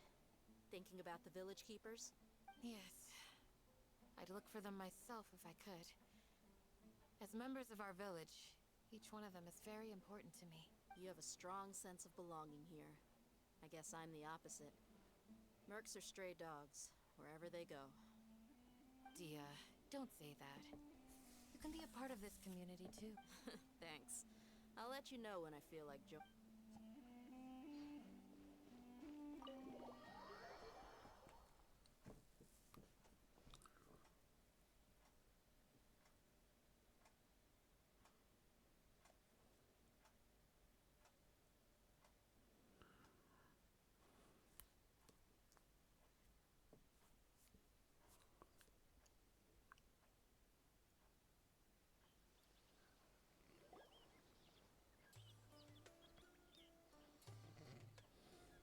Let's get some food in us and then we'll... Whoa! Where did you come from? Excuse me. Well, as you can see, I am merely sitting here and reviewing what we have deduced thus far. You were gone for ages, and now you're suddenly sitting here musing to yourself? Where have you been anyway? Hey, what's with the silence? You never think things through before asking questions. I'm giving you some time to make up for that. Paimon's so mad! Paimon's gonna give you an ugly nickname! There's just nothing super obvious to pick with this guy. It makes it so hard. Well, you've heard nothing to suggest I left this whole time. So clearly, I stayed in the village to investigate. Anyway, you plan to leave Aru village and keep searching for the truth of this matter, yes? Yep. We're not gonna find out anything more by staying here, so we thought that we might as well take the search elsewhere. Enough with the silent treatment! No. I'm just surprised that you decided to team up with him. All Hatham. You haven't helped us out at all ever since we arrived at Aru village. Bold of you to question. Yeah, you're all talk! While you were investigating, I had my own work to do, which I've now finished. Really? Paimon doesn't believe you. To be honest, we aren't really a team, so I have no obligation to inform you of my whereabouts. Not to mention that going separate ways allowed me to find some important information that you all had missed. Huh? Right here in the village? Correct. What did you learn? I'm going to take you to someone. But before that, you need to understand where she's coming from. What does that mean? How do you think the residents of Aru village feel about what we're doing? In other words, do you truly believe every single word the villagers tell us? You mean some of them lied to us? Hiding the truth does not necessarily equate to lying. Again, these people have their reasons. Remember what Candace said? Most people in Aru village don't necessarily care which deity is in charge of Sumeru. That's because whether King Deshret or the Dendro Archon has power is of little significance to them. By contrast, the perils of their daily lives are ever-present concerns. They won't simply share everything they know with you without good reason. That's why you believed there was no further information to be found in this village. Glad you're following along. Among those you have talked to, there's someone who was consciously keeping you out of the loop. In fact, she's been observing your every move since you arrived. The reason being, to someone who only wants to live their life in peace, any external factors introduce unpredictability into the equation. Those eyes. Those fierce eyes. You look like a real fighter. Don't change the subject. It's quite obvious that she's intimidated by Sino's authority and strength. Right. You were asking about the Mad Scholars. She corrected herself mid-sentence because she's aware that there are King Deshret fanatics in the village. If she sounds too friendly towards the village keepers, she could easily make herself the Radicals' next target. I think it's been a few days since I last saw them. I usually go to bed pretty early, so I'm not too familiar with what goes on at night. Remember? She made a point of denying her involvement in anything that occurs at night. But honestly, I feel quite sympathetic towards them. Even though they act a little strange, they've helped me in the past. If it weren't for them, my house would have collapsed long ago. After speaking to the village chief, it became clear that the village keepers had protected Aru village at night. In other words, the young miss was very much awake during that time. Then why would she lie? By getting involved with an outsider, she risks drawing unwanted attention to herself. As for why she might be so wary about all this, maybe you should ask her. I'll pass on this one. You said that she is afraid of me. If so, it's best if I stay out of this. We're on it!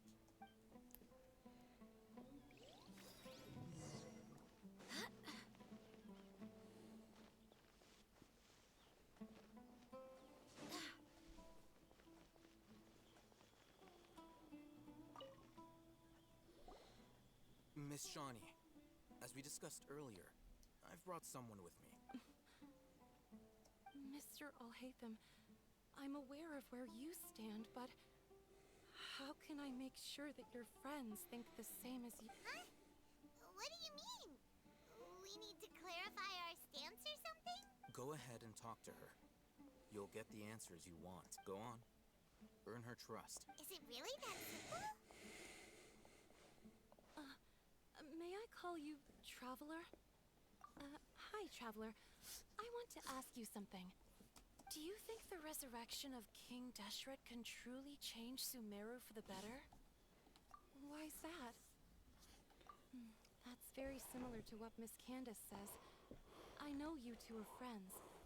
That's why I'm willing to talk to you, even though I do have some reservations. Before, I wouldn't even have the courage to ask something like this. Traveler, do you believe our lives will get better? Yeah! We came here from another nation, so it isn't wrong of you to be weary. And we aren't really residents of any one nation. But even so, we've met lots of people from different places, and we've always fought for what we believed in. We have friends in Sumeru, and we want to help them. That's why we decided to stay here for a while. I want to trust you. My apologies for posing my questions like that. To be honest, I didn't expect you to come back for more information. Alhaitham told us you have your reasons. It's okay. We understand. The fact is that only one side of my family is desert folk. I don't really fit in anywhere in Sumeru. Some believe in the Dendro Archon, while others believe in King Deshret. I don't belong to either side, and neither side would want me. Speaking of which, the Radicals mentioned that they despise traitors. Do they just think that anyone who's different from them is a traitor? Yeah. Some people can be so narrow-minded when it comes to bloodline and beliefs. It makes no difference what I say or how I behave. I'll always be suspected of having ulterior motives. Slowly, I just stopped talking to people. I pretended not to hear or see anything. All I want is to live my life in peace. And then it happened. The village keepers who had helped me disappeared with no explanation, and I didn't dare breathe a word about it to anyone. Until now. You can tell them. I'm sure she'll keep your secret. All right. I'll tell you what I told Alhaitham. I actually have a sharper sense of hearing than most. Sometimes, I hear strange crying sounds in the night. There are ghosts? Perhaps. I'm not sure. It's faint, but it's definitely the sound of crying. It comes from far away in the distance, and always carries very raw emotion. It used to be louder and more frequent, but ever since you arrived in the village, it doesn't seem to happen as often, and when it does, it's much quieter. I have to focus really hard to make it out. I confirmed this with the guards on night duty. They also have someone with a good ear, and he's heard similar sounds at night. But, because we're in the middle of a desert, he would rather believe that they are the cries of beasts than ghosts.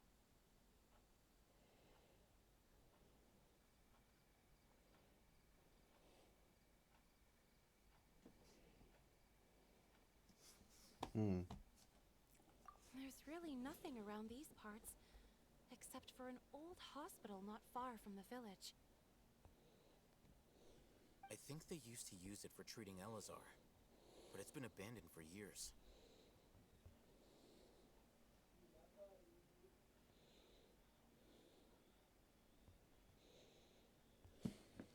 Yeah, let's go!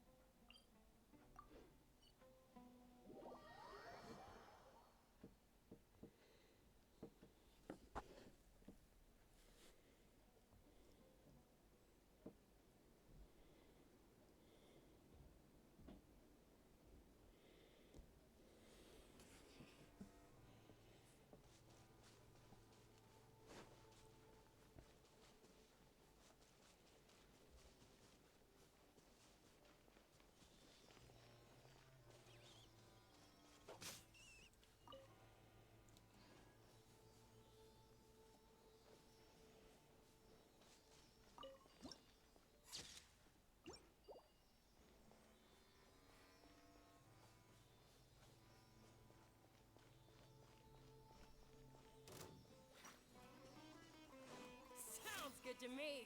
I swear by my sword.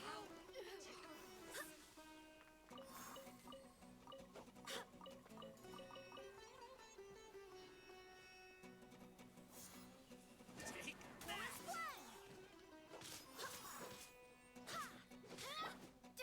Take this! I'll take my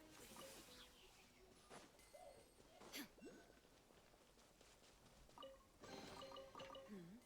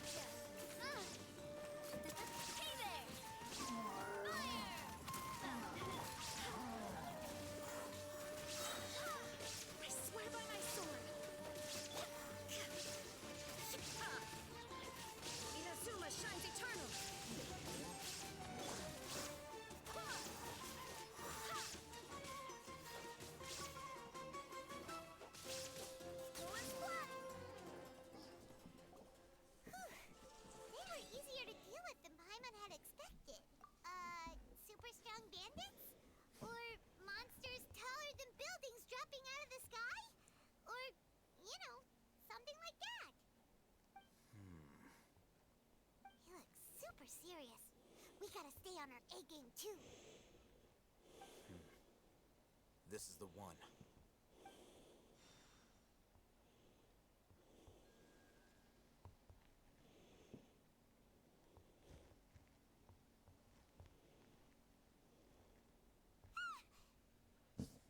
Let's go in and take a look.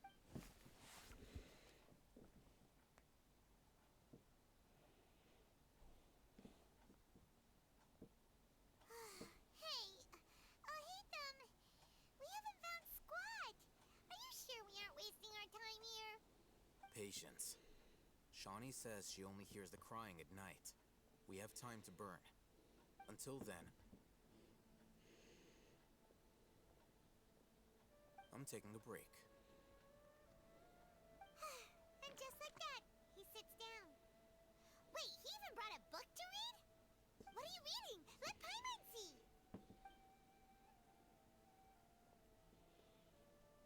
Okay, sure. Huh? The natural position, which is the positional propensity of an entity in natural motion in contrast with an object in forced motion? Huh? So, you got that? Oh, Paimon gives up. You keep reading your book. See ya. How is he so relaxed? Look at him, reading an impossible book in a creepy place like this. Hey, Paimon's your Tibet travel guide. Paimon knows plenty of useful stuff already. And anyway, it's not Paimon's fault that the books people read in Sumeru are so complicated.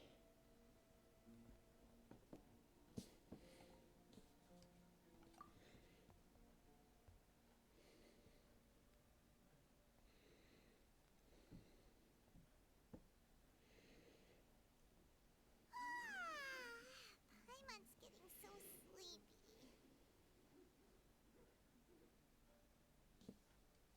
Huh? What was that sound? There it is. It's coming from that direction. Is the sound coming from here? Huh. Paimon's not seeing anything. It's from below. But there's no way we can get down there. Something is off about the interior here.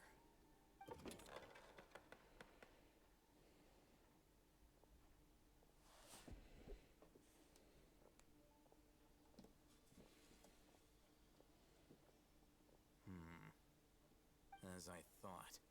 There's a hidden structure. Wow. It's like they tucked another hospital. Oh, it looks like there are other mechanisms around here.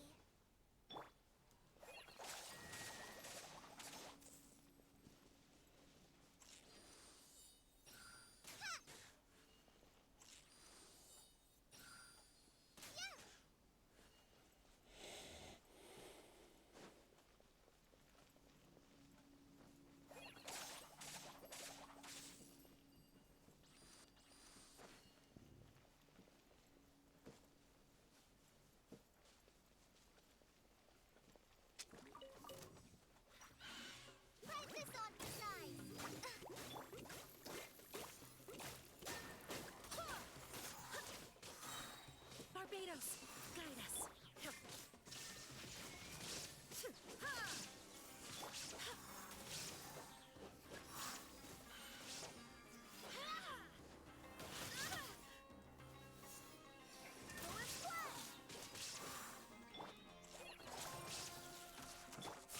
Coming at ya! Watch out!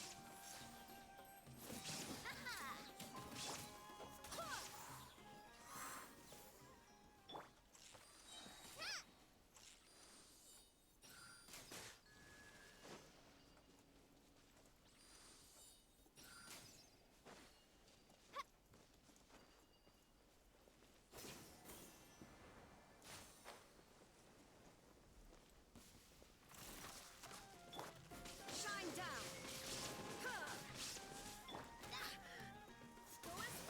I swear by my sword.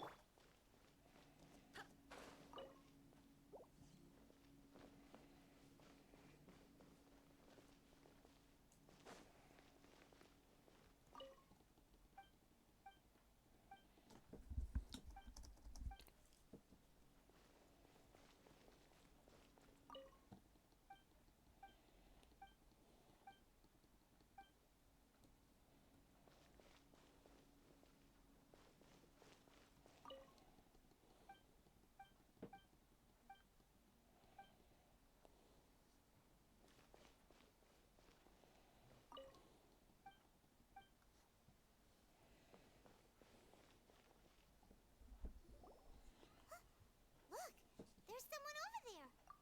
Good idea. Let's approach him slowly.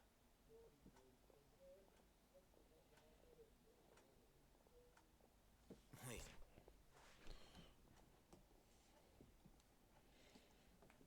You're... He can't speak, and his eyes are unfocused. But he looks too young to be anyone's grandfather. Also, why is he the only one here? Didn't expect to see him here. You know him? He's Razak, a senior of mine at the Academia. He's a scholar too? Is he the kind that holes up in a forest and mumbles stuff about training? No. And that's the problem. Razak was never involved in any of those things. He never trained in the forest, let alone reach Satyavada life.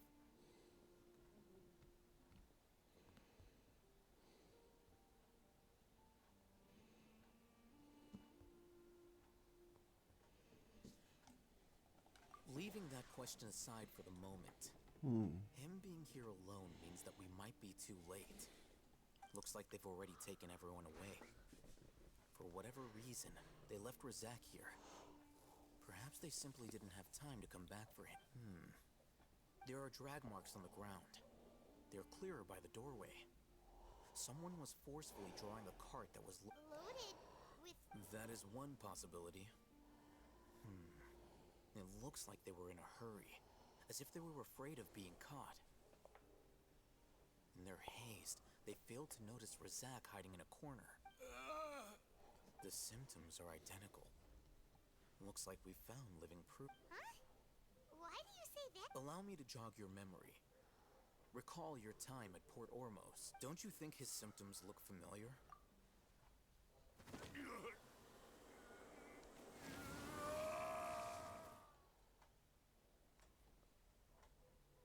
Oh, now that you mention it, they're acting the same way. Correct. The Academia is behind all of this. It isn't difficult to deduce their rationale.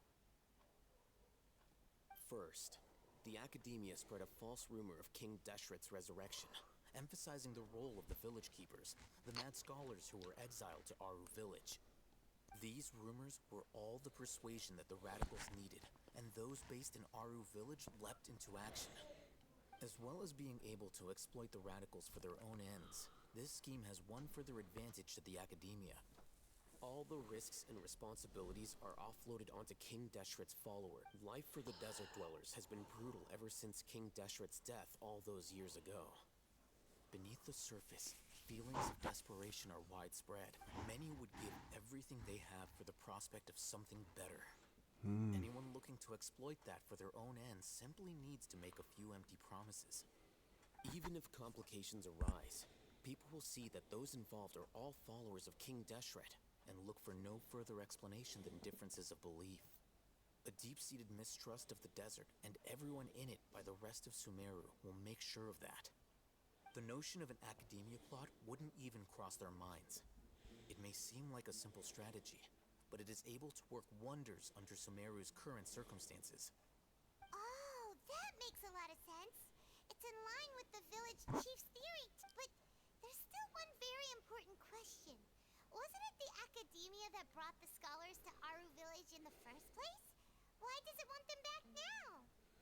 Throughout this process, one thing has changed. The scholars' identity. First, they were scholars. Then, they became lunatics. After that, they were exiles. And finally, they become missing persons. An exile is still patently a living, breathing human being. But when someone becomes a missing person, that is brought into question. If you can't find someone, you have no way of knowing what exactly happened to them. That makes missing people an ideal resource. Resource? For what exactly? One possibility is that the information in their brains could be extracted into knowledge capsules. Extracted?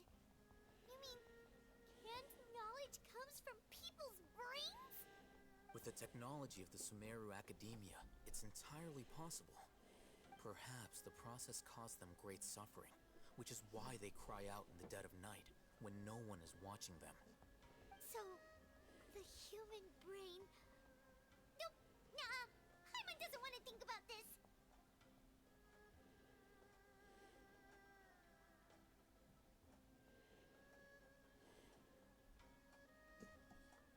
I'm the Academia scribe, after all. I'm familiar with their projects. Anyway, judging by Razak's state, the contents of a divine knowledge capsule were extracted from his mind. But something went wrong in the process.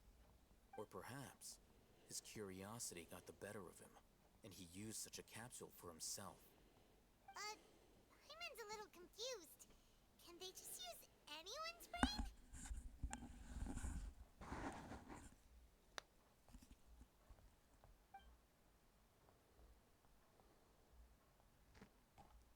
The look on your face tells me you've realized the answer.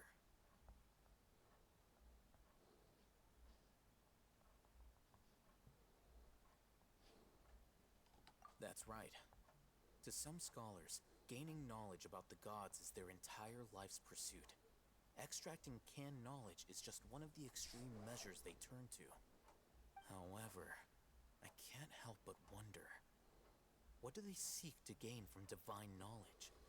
The Academia is going out of their way to look for forbidden knowledge, but what is their ultimate goal? I've spent quite some time trying to analyze the contents of the divine knowledge capsule, but to no avail. It seems like my way of thinking is too different from theirs. You mean you're not even slightly interested in getting your hands on this forbidden stuff? All scholars seek to expand the horizons of knowledge, but I'm not particularly interested in gods, so I don't share their degree of zealotry. Extracting information from people as if they were lifeless objects? If this is the direction of academic progress, then the Academia may as well shut its doors. Sounds like you're really against all this. Of course. The Academia's actions run contrary to their rules. Whether it be academics or knowledge, everything has its boundaries. If those lines are crossed, the rules and order that govern everything in the world will be destroyed. This matter needs to be corrected, just like fixing a typo in a book. Wait, didn't you step in to help because you felt sympathy for those poor people? Not to be callous, but no. My criteria are a little more restrictive than that. There is no shortage of suffering in Sumeru, and the same can be said for the rest of Teyvat as well. What do you plan to do about that? Save every last person? Probably not. Paimon's not sure.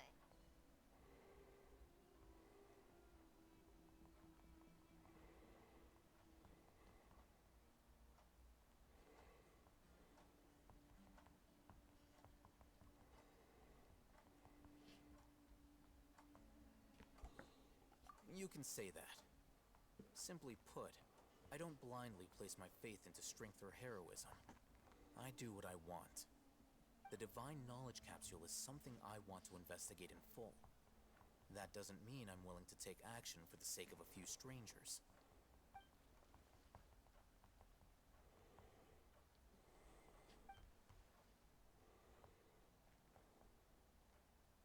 Paimon's been wanting to say this for a while.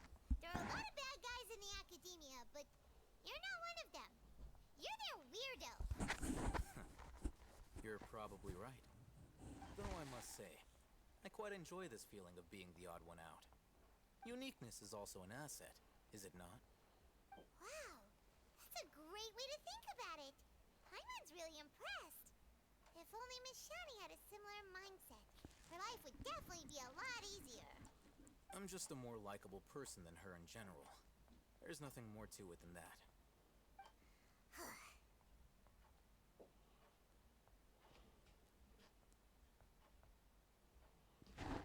He won't last long if we leave him here. Let's take him with us. We'll work out our next step after we return to Aru Village.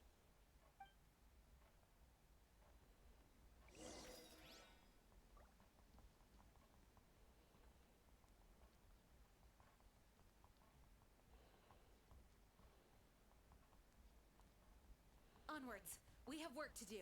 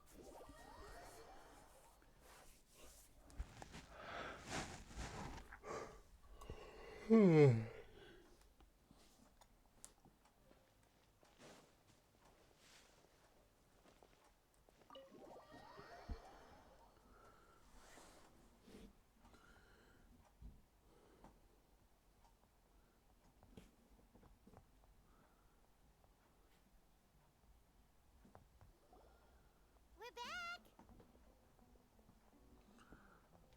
You must be tired. You should rest and take some water. What's the situation? Who's this? Unfortunately, somebody who's too young to take on the role of Isak's grandfather. Nevertheless, he's one of the people we're trying to find.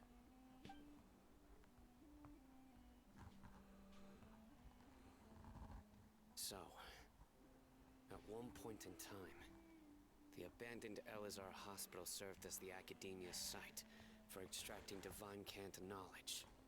Yep, pretty much. Their plan must have been implemented at some point before we arrived at Aru Village, since divine cant knowledge has been in circulation for a while now.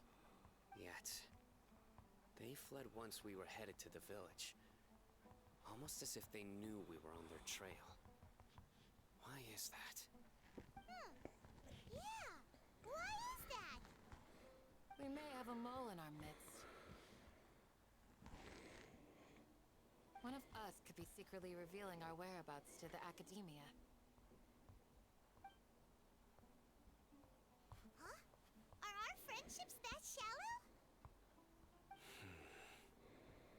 Looks like none of you have realized wherein lies the issue.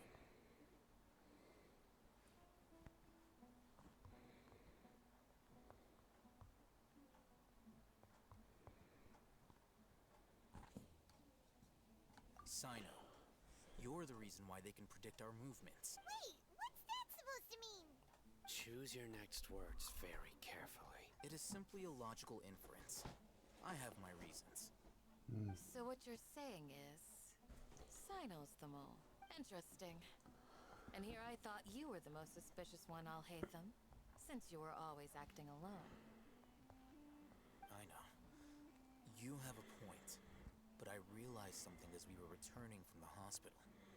Sino isn't like any of us. What are you trying to say? Do you still remember who you are, General Mahamatra?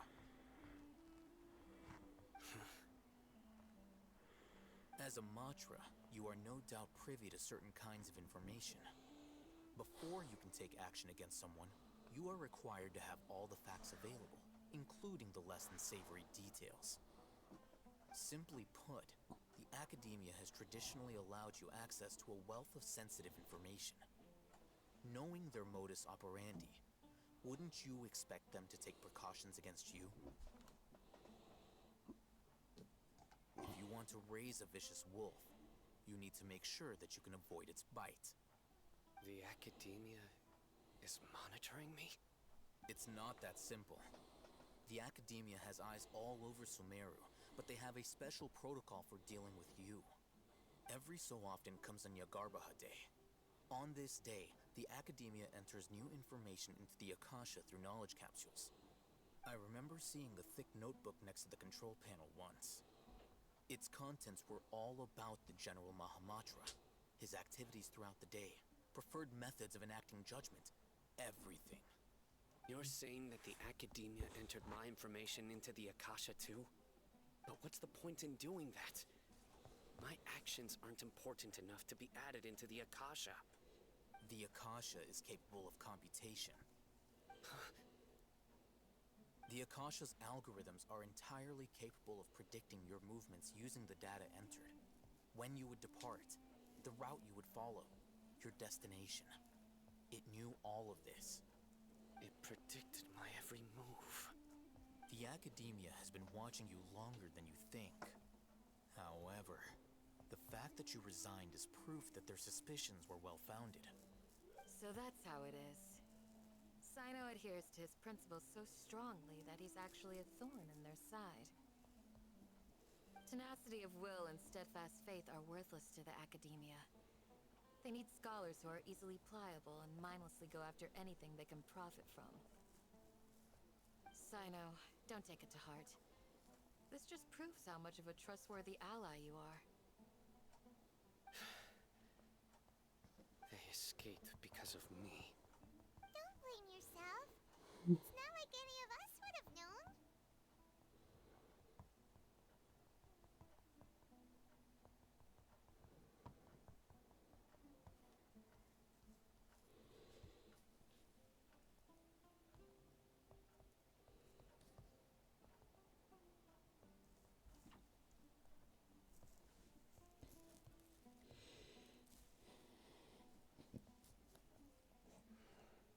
I have an idea.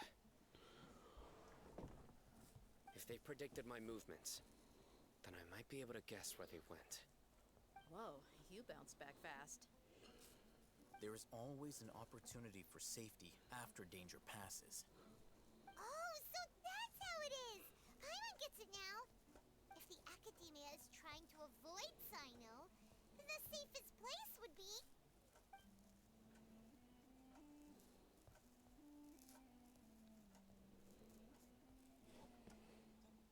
Yep, that's right!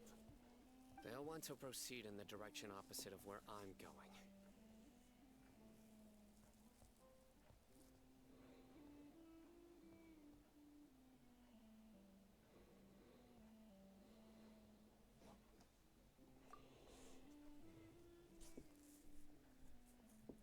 us go. There's also something I want to investigate. Let's go, guys! After him! Please, wait! I want to go too! You want to go too? If so, you have to promise you'll stay safe. I want to find Grandpa. I promise I'll be careful and not cause any trouble. Everyone, I leave him in your hands.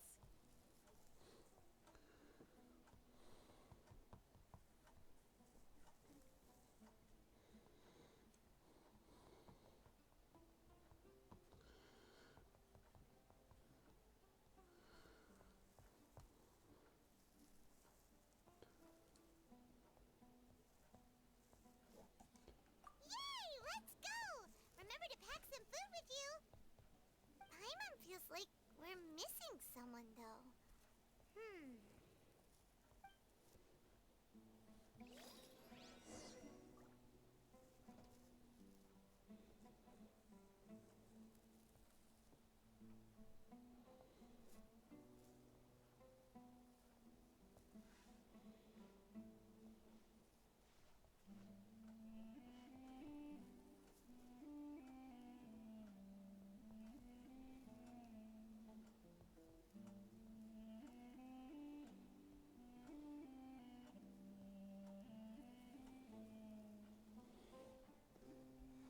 It's time to move on.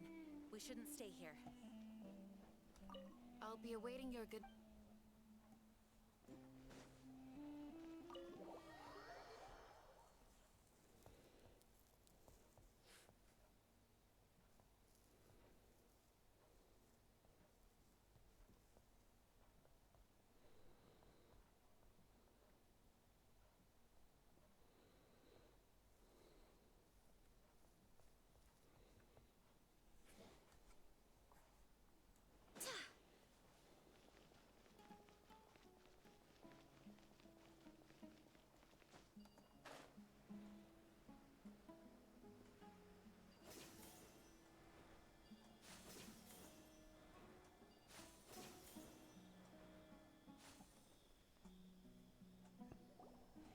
So, where do we go from here?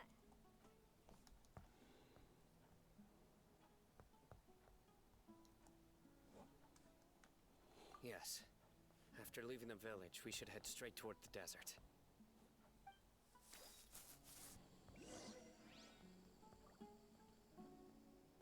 I know the desert like the back of my hand. Is that because you play here a lot? Yep. One time, Grandpa almost got lost in the desert. But I was the one who brought him back.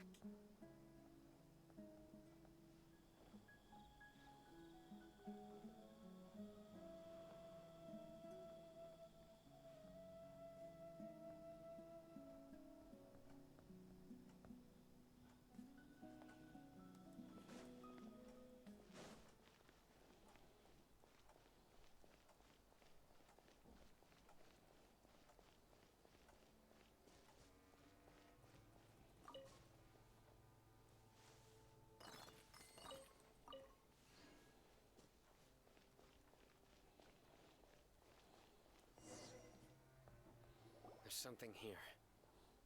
What's this? It's buried in the sand. Looks like we'll need to roll up our sleeves and do some work. And Paimon thought running around everywhere was already enough work.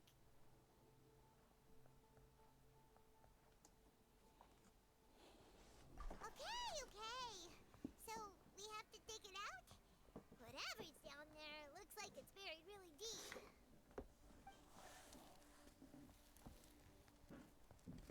These are likely fragments of an Academia-developed device, something akin to a headset. Looks like there were more than one village keeper. They must have been escorted this way, because there are device fragments scattered around here. Let's split up and search the area. Chances are that we'll find other things nearby.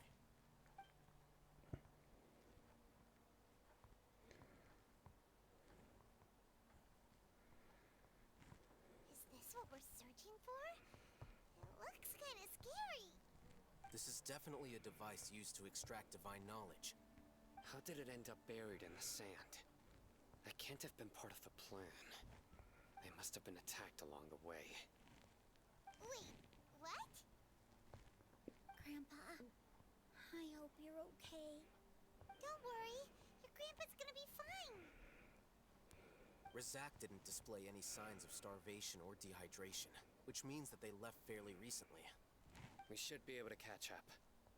One more thing. Given that the device had been entirely covered by sand, I believe the attack must have happened prior to the sandstorm.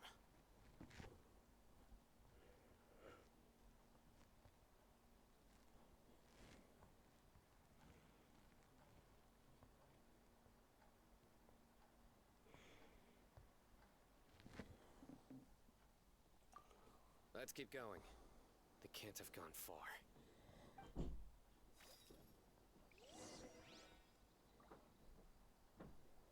Ugh, but running on sand is so tiring. But you're flying, aren't you, Paimon?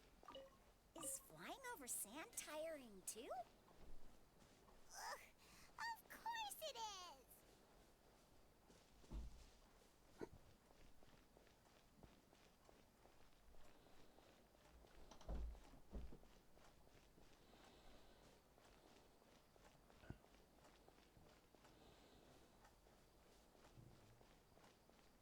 Voices, over there.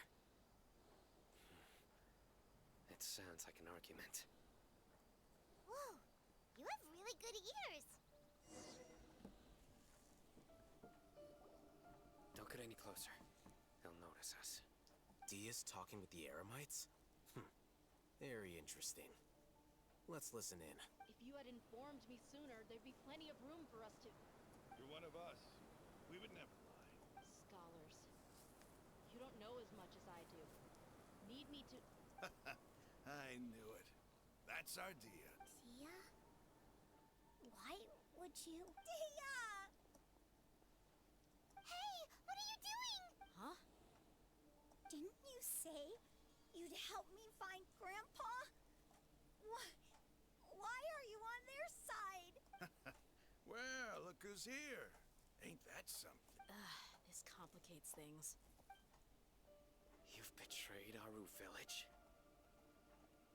So, this is the great General Mahamatra. Dear, you'd be better off as my assistant than hanging around with this motley crew. Seen for yourself. I have the means and methods, and my ideals are far more admirable than theirs. I'm not the type that's easily swayed, Raman. You of all people should know that. Wait, what's going on, Dia? Whose side are you on here? Shut it, Paimon. It doesn't matter. Whichever side you pick, nothing can deter us from the grand mission of resurrecting King Deshret. Once our Lord of Old returns to this land, we will have a new beginning. Face the facts, Raman. It's not gonna happen. You should understand that more than anyone. Have all your years as a merc taught you nothing about placing hopes in a ruler? I'm a desert dweller and a proud follower of King Deshret. Whether I live by the edge of the sword or in peaceful comfort, my soul will always carry this conviction. It's not too late yet. The village mad scholars aren't gonna bring King Deshret back to life. You don't understand, my dear lady. Pursuing our faith is our purpose in life. Even if the chance of success is 1 in a million, we must be willing to give everything we have. Even if it'll expose you to the academia? Even if they end up disbanding the Eremites? Your Eremites, which you've worked so hard for all these years? Yes. We've waited a long time for this day to come. The sun and the moon no longer shine here. All you see now is cracks in this desiccated land. But fate has finally dealt me a hand to play against the academia. With these scholars in our custody, we'll stomp the academia's forces and fight our way beyond the wall of Samiel. Ridiculous. Think about it. The academia controls the entirety of Sumeru. Your powers are negligible in comparison. If you still don't believe me, then try asking these two men. They're also against the Academia, but neither of them are as arrogant as you are. They look more like pawns of the Academia to me. Why would I listen to anything the people of Greater Lord Rook Yeah, I've been doing well. I've been doing well. Filthy traitors. Your god abandoned all honor and betrayed King Deshret. We desert dwellers will never trust the likes of you. It's impossible to communicate with someone so hostile. Perhaps we should. Do you really believe that by kidnapping the scholars, you'll be able to negotiate with the Academia? These people have no value as bargaining chips. But I could be persuaded to take their place as your next hostage. These scholars were exiled from the Academia. I, on the other hand, am their current scribe, and will be a much greater asset to you. Wait, you can't be serious. So, you want to trade places with the hostages, do you? Precisely. Any wise person would gladly accept my offer. What are you thinking? What if they decide to kill you instead? Well, that would be bad luck for me. However, I'd get the chance to observe the scholars. Perhaps even find out the truth.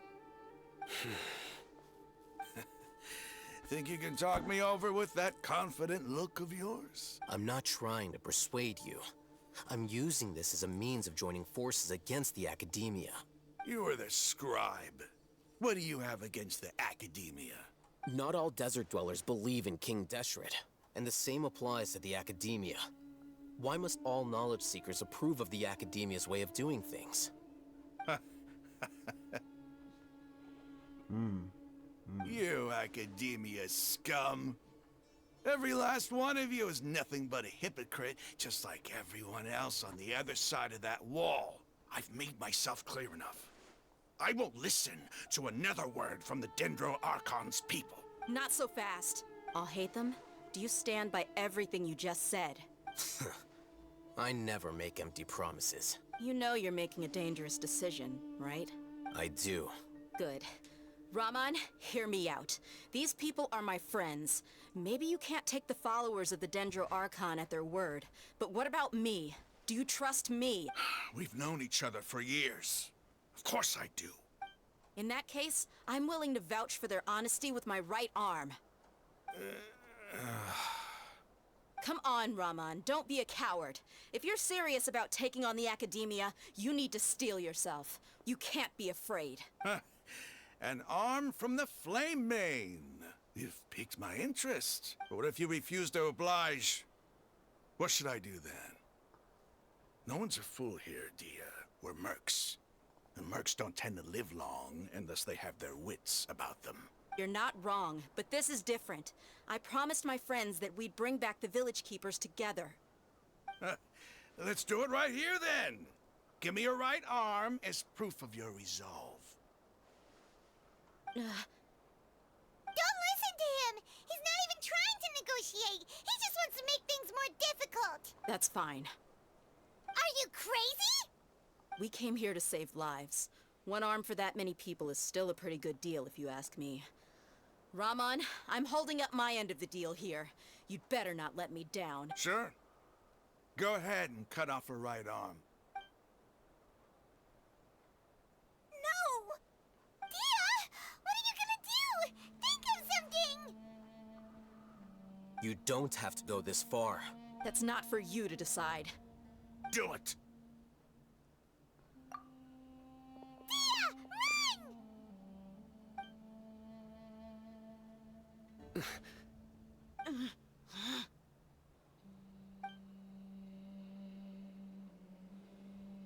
Go as far as that? That's crazy. Stop! What's wrong? Can't do it? Flame Mane, you and I are both desert folk. Cutting off your arm is no different than cutting off my own fingers. Where's the sense in cutting my own kin to pieces? You've shown me that you're serious. Go on now, take your friends and leave.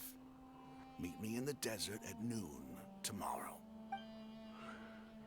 I thought they were about to go and actually do it.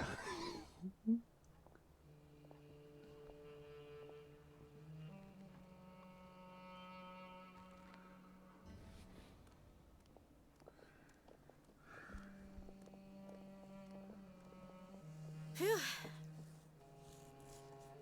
I was really counting on him not going through with it. Dia!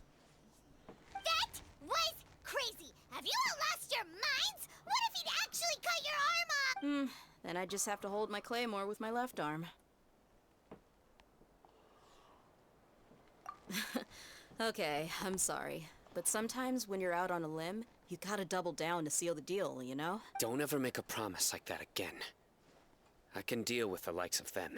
If it came down to it, you would not lose to them either. I don't doubt it, Sino. But this is about more than me and them. There's a lot more where they came from. Even if we got rid of one bunch of radicals, there are others out there. Wiping them out would do more harm than good. As you wish. I'm sorry, Dia. I should have stayed put and listened. It's okay. I promised you I'd help find your grandpa, so I'll do whatever it takes. Whatever it takes? You just might be scholar material. Huh? Are you serious? The Eremites once said that I was a lunatic. Perhaps a little madness is essential to be successful in research. Why does it feel like he's using his praise for me as an excuse to brag about himself? Okay, let's get moving. We should head back to the village and rest up. Today we...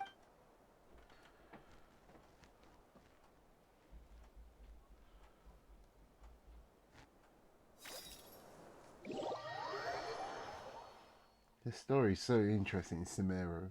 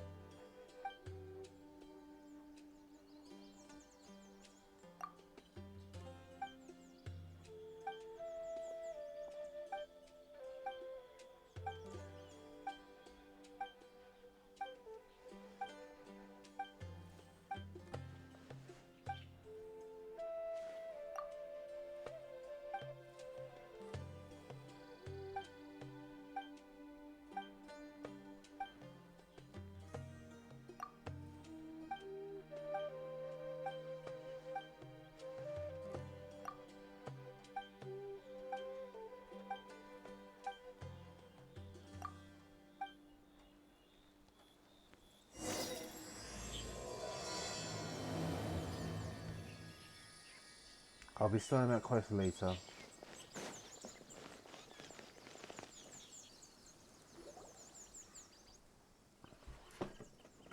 You're all here so early. Looks like we have everyone here. Isak, are you sure you want to come with us? I'll watch from a safe distance. Dia, I want to be there to bring Grandpa home. Okay, let's go then. Dia, wait. What's the matter? I heard that you were quite reckless yesterday. No more of that today, understood? Or I'll be very upset with you. Fine.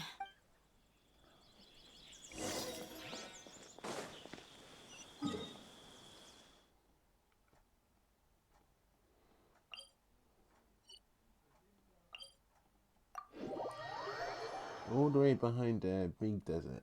The big tomb, really.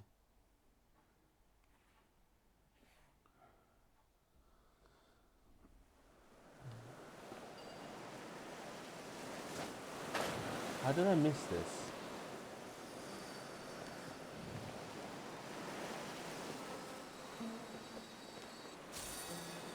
There we go.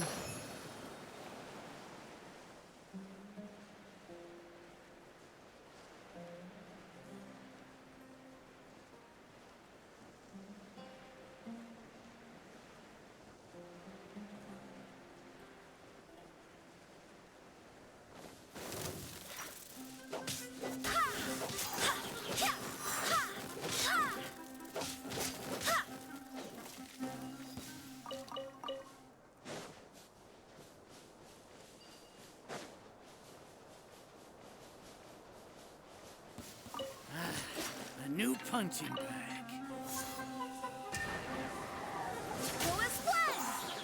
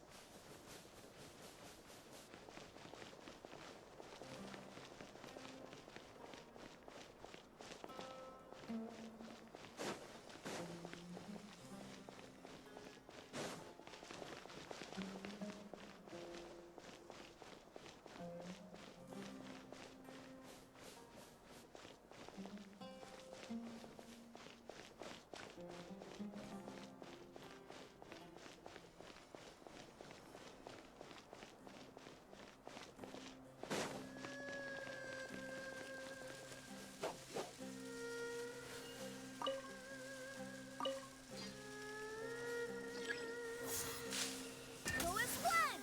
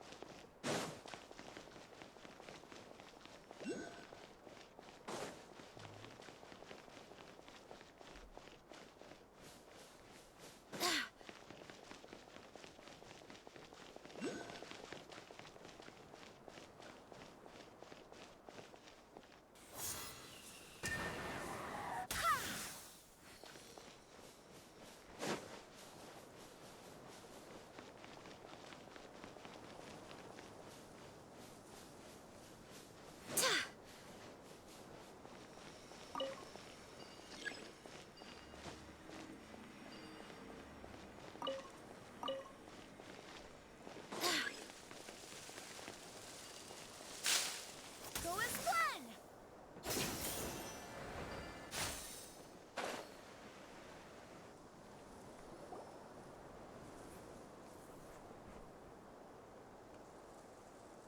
Huh.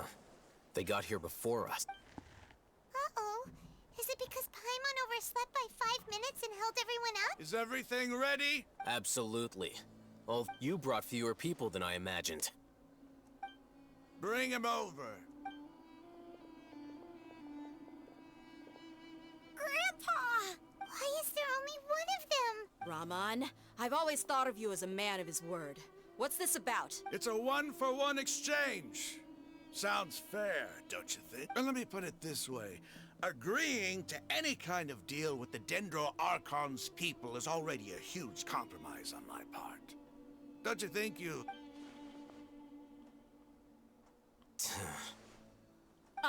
You stay right there!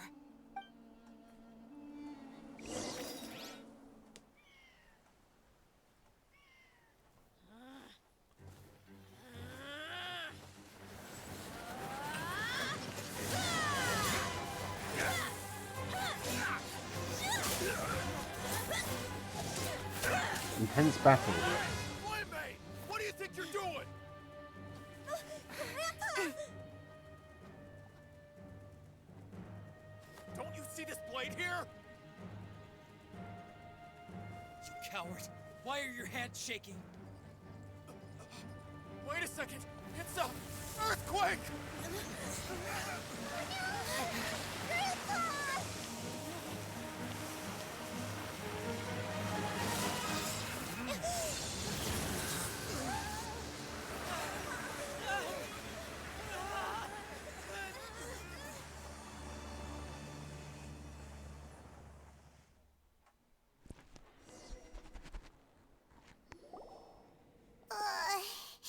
Paimon's dizzy.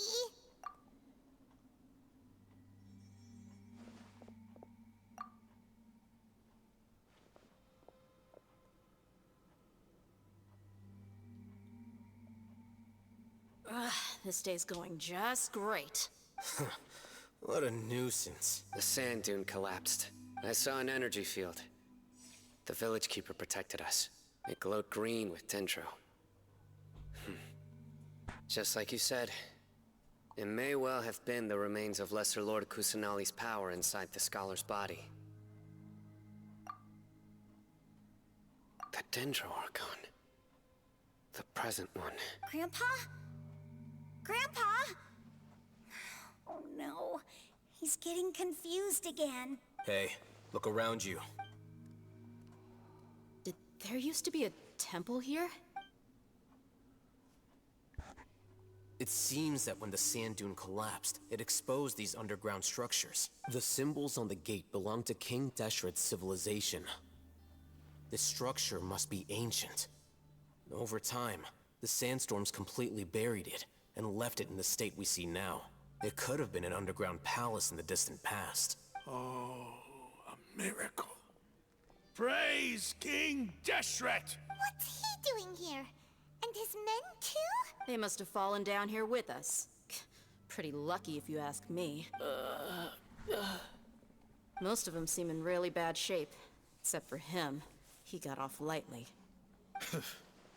Mind your head. No, this isn't the time for conflict. Our exalted lord has shown us the way to his sacred palace. He's not actually gonna go in there, is... As it happens, I want to take a look inside too. What are you doing? Don't you think it's curious? 1 minute, Lesser Lord Kusanali's power protects us from harm, and the next, remnants of King Deshret's civilization appear. 2 major deities are vying to showcase their power to us. It would be a shame not to witness them both. Paimon thought you weren't interested in gods. Indeed. In my view, gods are just a higher form of living being. Or creature, you could say. New discoveries are always worth investigating. Whether they have anything to do with gods is neither here nor there. Raman, what are you gonna do about your men? I'll just let them lay here. King Deshret will take care of his people. Right now, I'm going inside.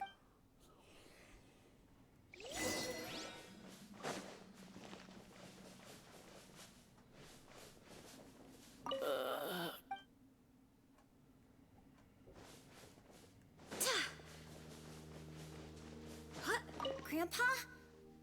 Grandpa?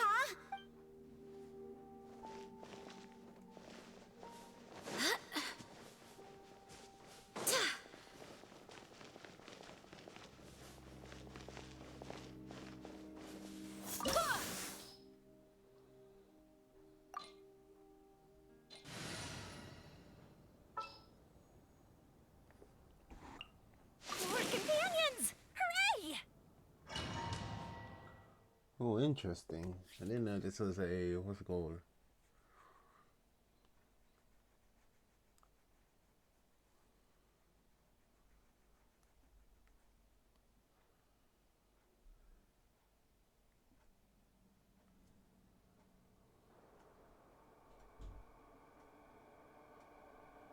It's full of life here. This defies comprehension. It looked completely desolate from the outside. Yet, it flows with energy. Yeah! And there's so many plants. It's so pretty! Sir Raman, Huh?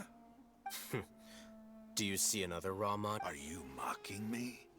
What do you mean, sir? Interpret it however you want. But there's something I'd like to draw your attention to. While this structure is clearly left over from King Deshret's civilization, the energy that flows in here is that of the Dendro Archon. Whatever you say. It's not like I have a vision. There's nothing to be angry about. Think of this as an academic journey. It does seem kinda strange. If that's true, then we might have to explore this whole area.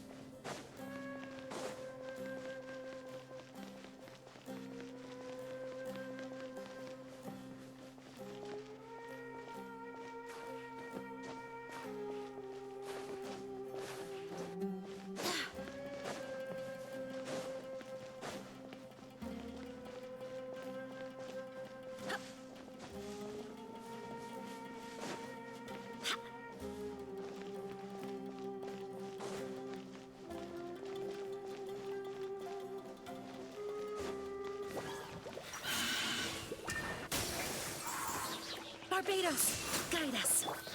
There is no escape. Torn to oblivion.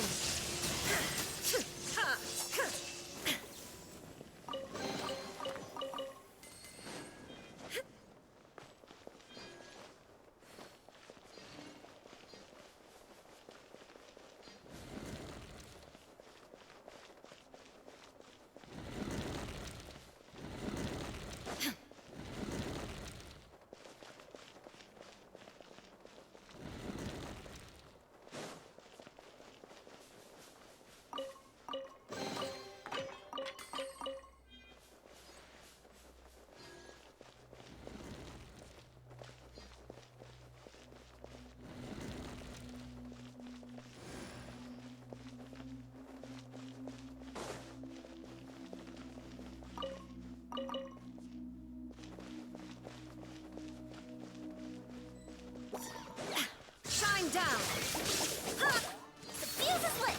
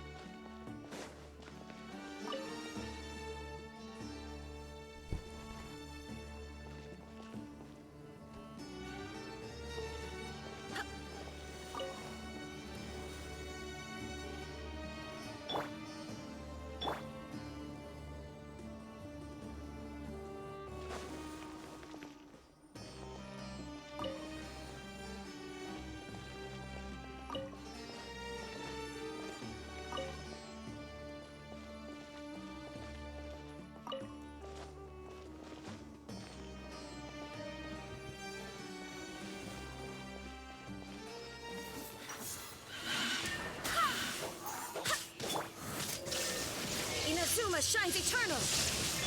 Ha! Go as one! Ow! Hey there! Hey there! Ha! Ha! Ha! The fuse is lit! A festive reprise! There is no escape!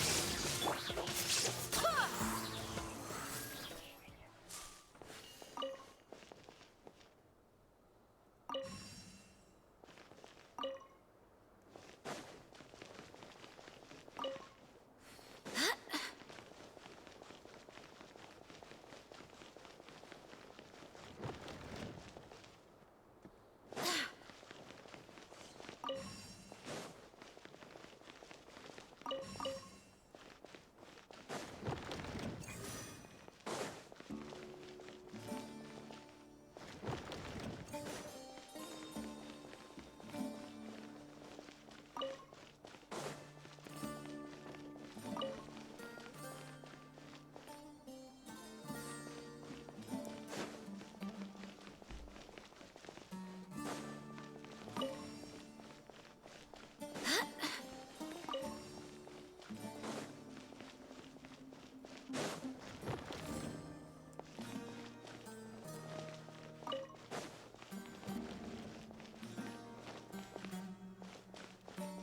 Go as one!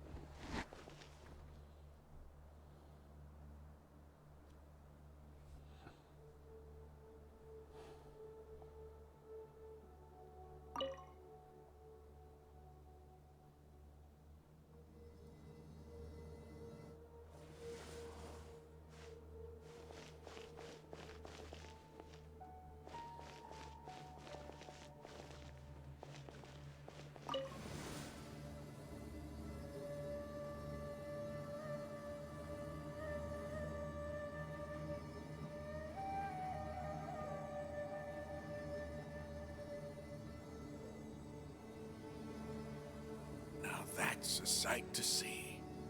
King Deshret's splendor surrounds us. There's so much vegetation here. It's different than what I expected. Sure are a lot of plants for a desert. That's what I call divine providence of King Deshret.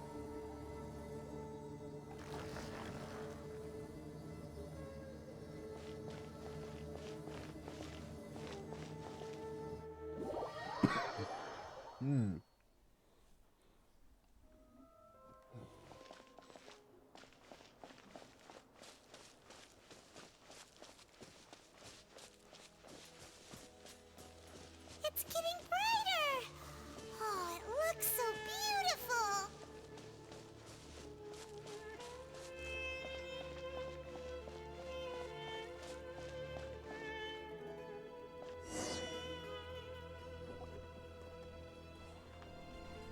Wait. What's that? A load of flowers. And it looks like there's something among them. These are King Deshret runes. They left something behind. Yes. It's an elegy written in an ancient script. What does it say? Here lies our faithful priest Kasala. His wisdom is a miracle among the people, deserving of high praise and admiration. You can read ancient King Deshret script? Of course. Every student needs to master at least 20 languages before they graduate. He's not serious, right? There's still something off about this place. The elemental energy here is too concentrated. The scent of life. Is it trying to tell us something? Is this it? Analyzing.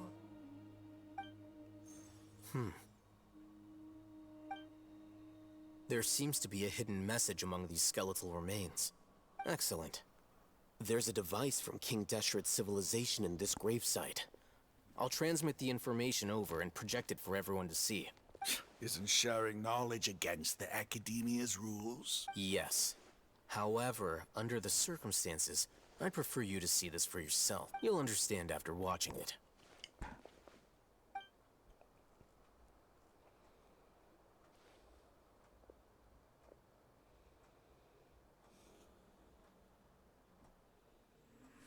Civilization is born of knowledge, but so too can knowledge be its demise. A disaster caught us unaware. It was knowledge that did not belong to this world. King Deshret brought this forbidden knowledge into our world, and it quickly spread like a plague. People's minds were filled with crazed whispers. Dark gray scales spread across their bodies. Even the land was stripped of its vigor. Only a desperate, deathly silence remained. Were it not for greater Lord Rukkhadevata from the forests, the damage would have been irreversible. She summoned the priests to build temples and infused into them the divine power of life. The disaster was miraculously tempered, and the embers of our civilization were preserved in Aru village. Alas, the miracle could not last. As long as forbidden knowledge continued to exist, it would forever blight this world.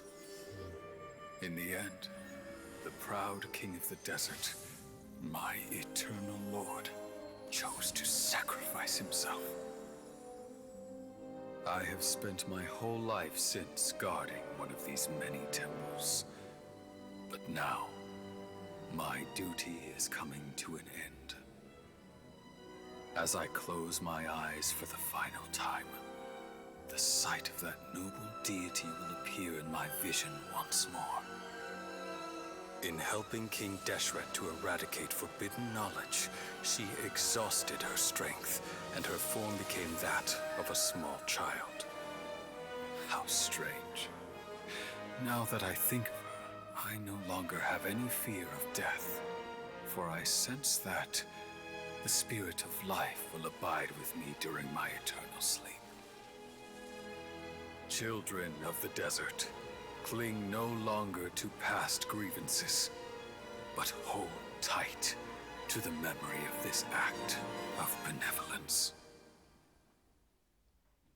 What was that? The priest's memories. No, impossible. Greater Lord Rukkhadevata. So the former Dendro Archon and King Deshret were never enemies at all. But this doesn't make any sense. The Dendro Archon's followers, they're clearly... Was that the former Dendro Archon? She became so tiny in the end.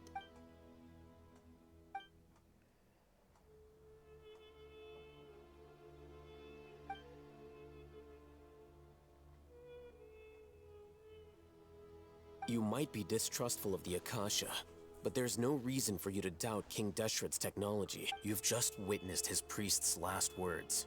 I've never heard about any of this before. The surviving followers of King Deshret all gathered in Aru village. Our god did not make mistakes.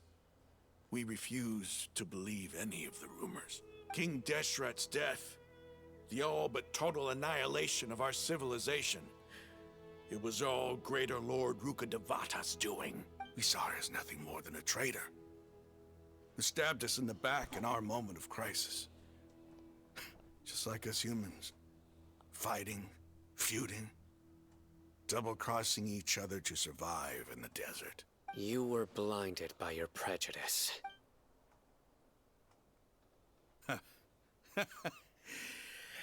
If I hadn't seen this for myself, if I hadn't witnessed his last words with my own eyes, ears, and heart, how could I ever begin to accept this?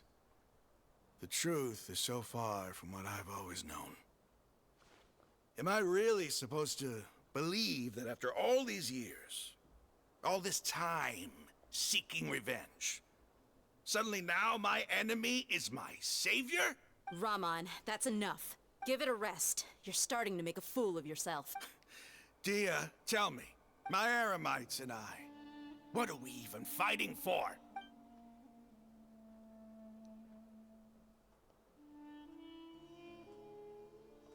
Hey, how you doing? I'll live. Thanks. I should probably go. Can't just stay here forever. What's your next move gonna be? Oh, I know what you're going to ask. I feel deeply ashamed of everything I've done. You'll get everything you're asking for. But please, give me some time. After everything that's happened here today, somehow I need to explain it to the others. It's not gonna be easy. Well, I guess that's for me to deal with. Dia, this is where our camp's located. Make a note of it. When would be a good time for us to go? Tomorrow. I'll convince everyone that we're all on the same side. And I'll return every last one of your your village keepers. We'll share our other resources with you too.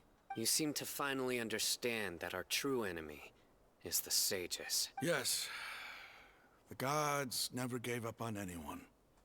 It's the people responsible for all this that need to face the consequences of their actions.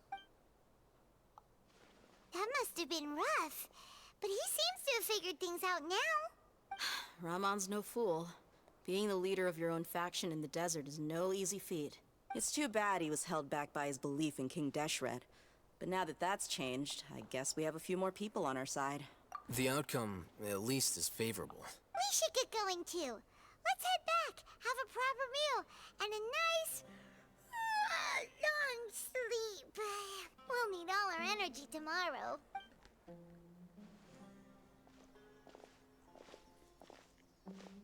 Sino, we're leaving! Stop yelling.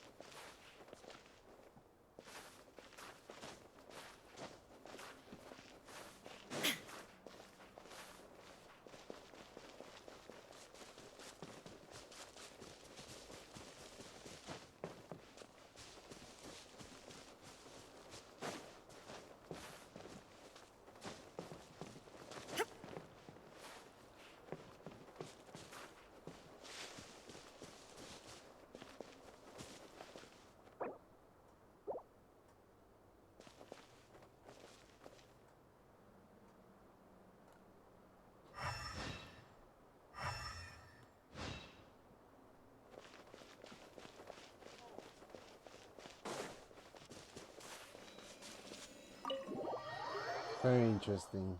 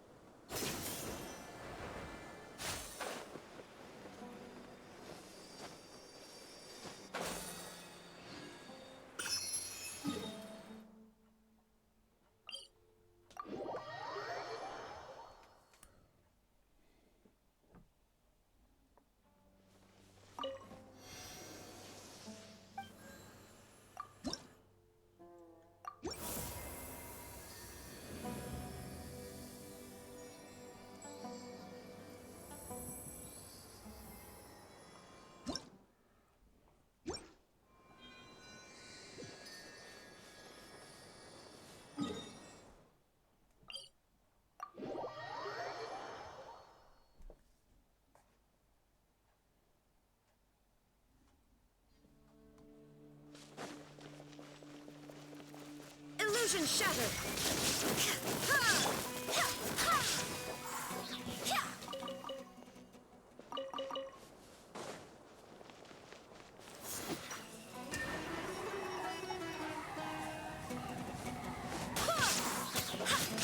Barbados, guide us. Take my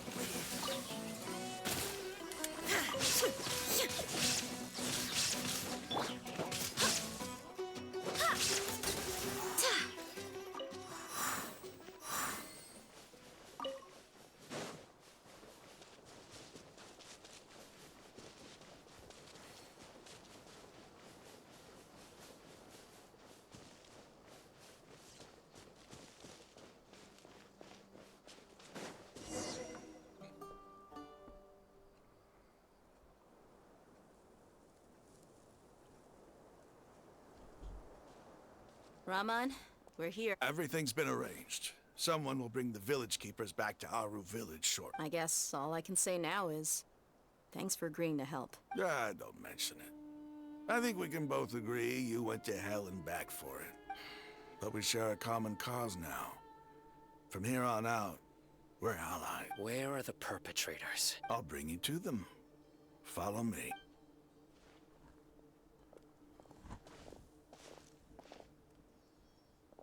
So these are the people who kidnapped the village keepers.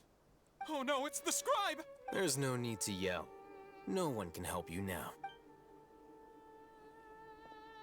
We've been all over the desert trying to find you! That's right.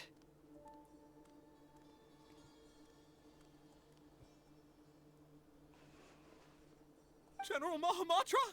No, no! Make it quick, please! Swift and painless! Whoa. The moment they set eyes on Sino, they turned pale like they've seen a ghost! You should have known that I would be coming for you. Wait, we were just following orders. You know what I'm talking about, right? There's no way we could have done all this by our... No, not Sino. He's gonna tear us limb from limb. I could do worse. Please have mercy. Start talking. Otherwise, I'll have to resort to other methods. So, your superiors have kept you quite busy recently. Why? What are they trying to accomplish? They, wanted to extract canned knowledge. Don't play dumb. You know what I'm really asking. They extract divine canned knowledge. Then what? I really don't know how to explain it. Well, you better start talking or you'll be sorry! You don't want to make things any more difficult for yourself, do ya? Be my guest.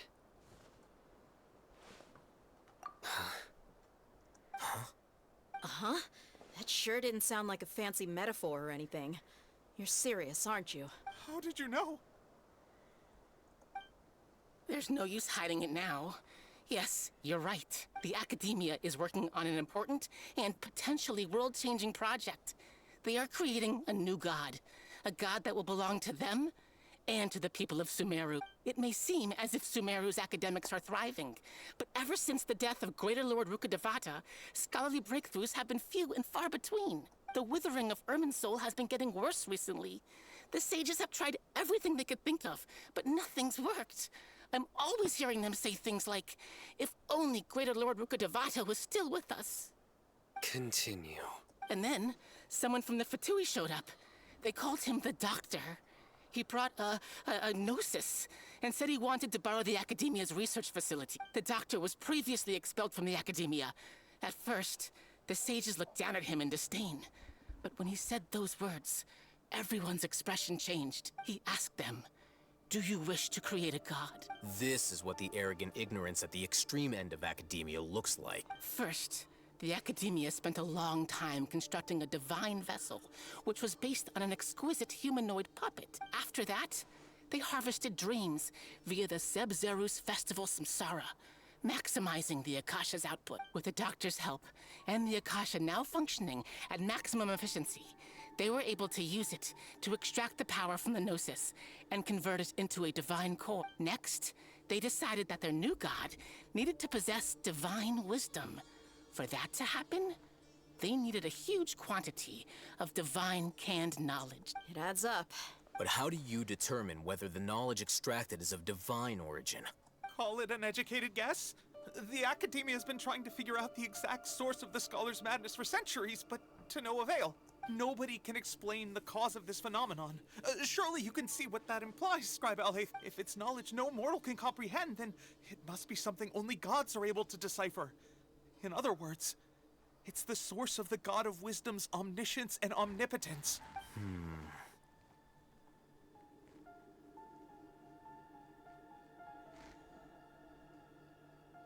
You must have noticed by now. The Academia doesn't care about who their god is. It's the ability to exercise control over knowledge and wisdom that matters. It is as if they are cursed with a desire for omniscience and omnipotence that burns in their blood. Some organisms demonstrate phototaxis, and thus orient their entire lives in respect to sources of light. For the sages, their only source of hope is the existence of a deity who embodies the acme of wisdom. This is but a form of phototaxis.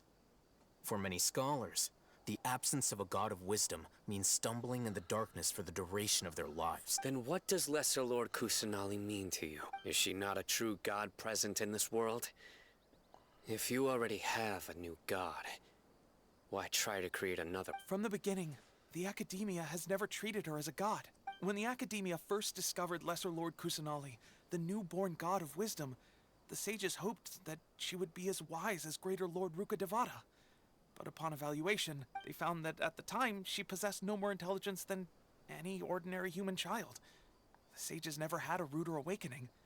This forced them to accept that Greater Lord Rukkhadevata had indeed passed away. Not to mention that Lesser Lord Kusanali's Gnosis had been used to power the Akasha this entire time. By herself, she has neither an Archon's raw power, nor the spectacular insight expected of a god of wisdom. Slowly but surely, people began to forget about her existence. So, this is the path the sages have chosen.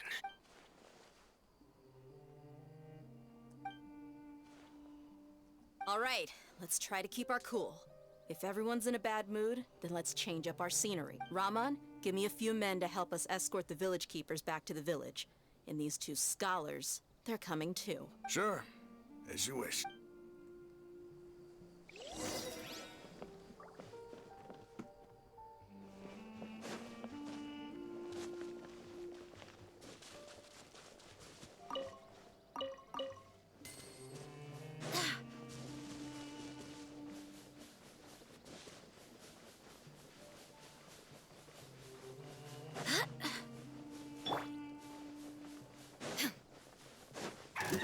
Shine down! Torn to oblivion! No excuse for slacking! Time to fulfill my duties! It isn't time for a break yet! Feeling lucky? A proper send-off from the Should be fun!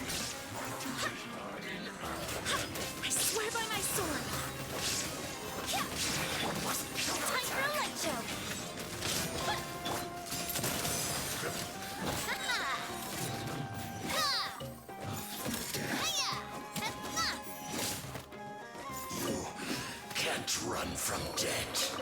Are you here, lucky? The more, the merrier.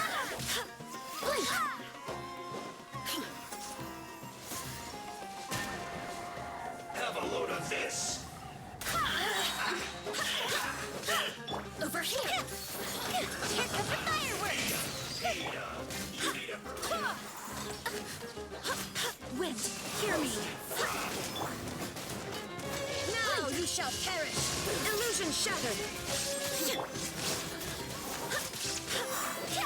You need to hurry up.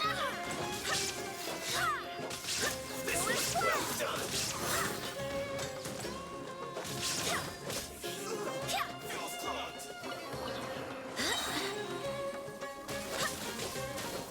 I swear by my soul. Look at me. Just once more. I'm loving this treasure hunt.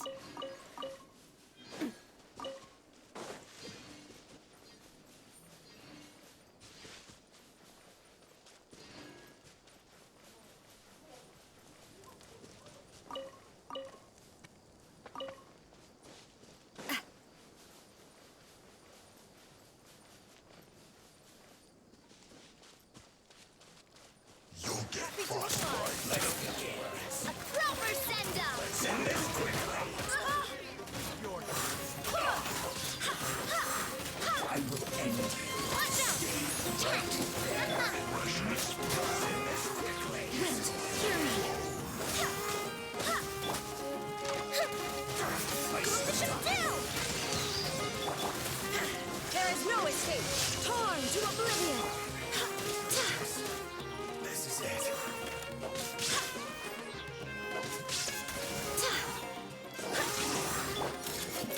Hey there! Watch out! Disgusting.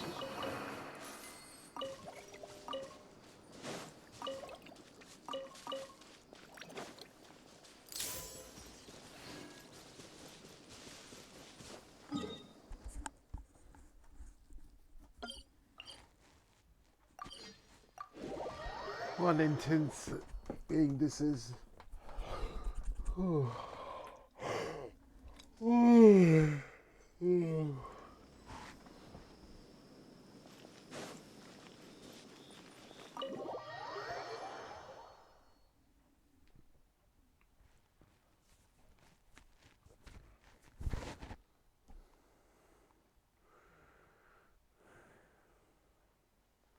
The village keepers you found have all been returned to their homes, and each one has a dedicated caregiver to look after them. The 2 new scholars are being kept under close supervision, too. Really great work, everyone. The atmosphere is so heavy.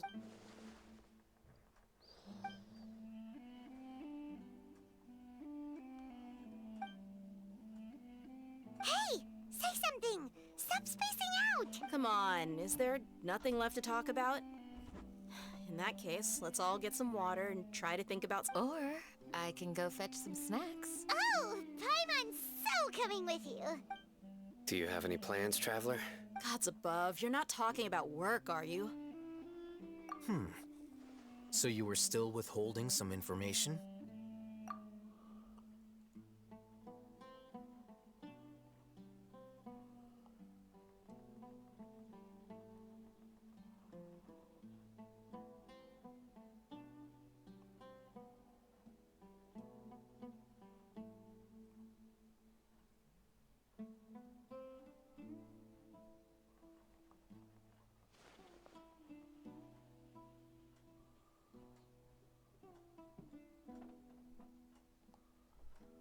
Even though we lived through all of this firsthand, it still feels super surreal to hear you talk about it again. What a whirlwind of a story. I felt like I was holding my breath the whole time. It seems like there'll be more issues to face in the days ahead than I'd anticipated. Still, now's a good time to make our next move. Now that Ramon's joined us, we'll be an even stronger team. It's time to make a plan. Indeed. These events are a flagrant transgression of the rules in every sense. We cannot allow it to continue. So, everyone, are we on the same page? Crush the sages and rescue our god. That is our ultimate goal. Well, let's brainstorm a little more about what other resources we can draw on. The next time we gather here, we must have a solid plan. Yep, it'll work out for sure.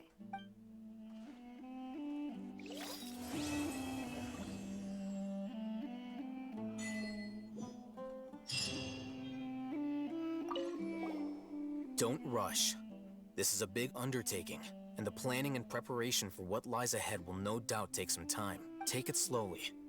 We need to make sure the plan is as effective as possible. He's starting to read his book. Would you like me to lend you something? No way! Your book. I was joking. I know my books are far too difficult for you, and I have no intention of... Ugh, you're still... You must let me know if there's anything I can do to help. Though I cannot leave Avra Village, I can't help but feel stirred when I see the looks in your eyes. I've never felt as roused as this when fighting alone in the past. I suppose this must be the power of camaraderie.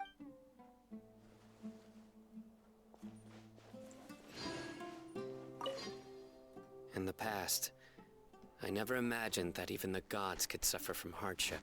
If we can find a way to change all of this, will this nation become a better place?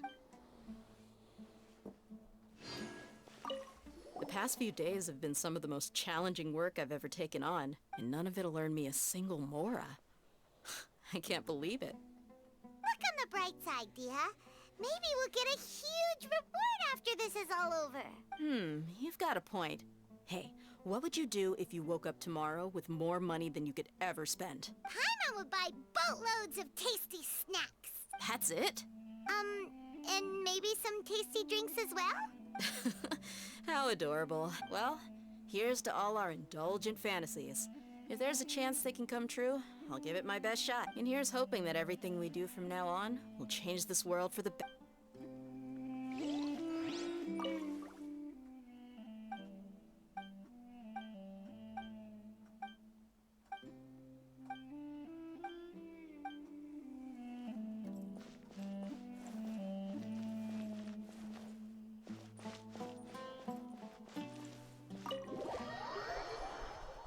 That was fun.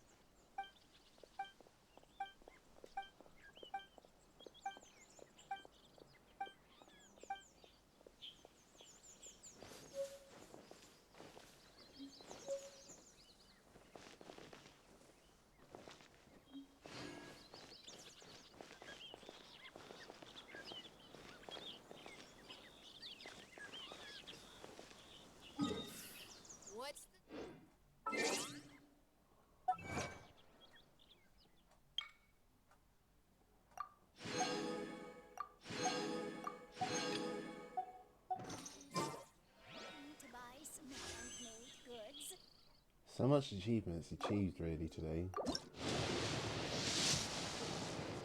That's good.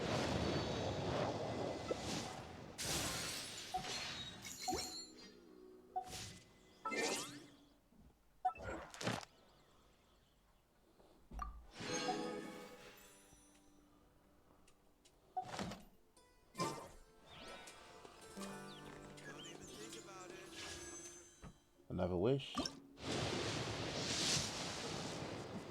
Still nothing.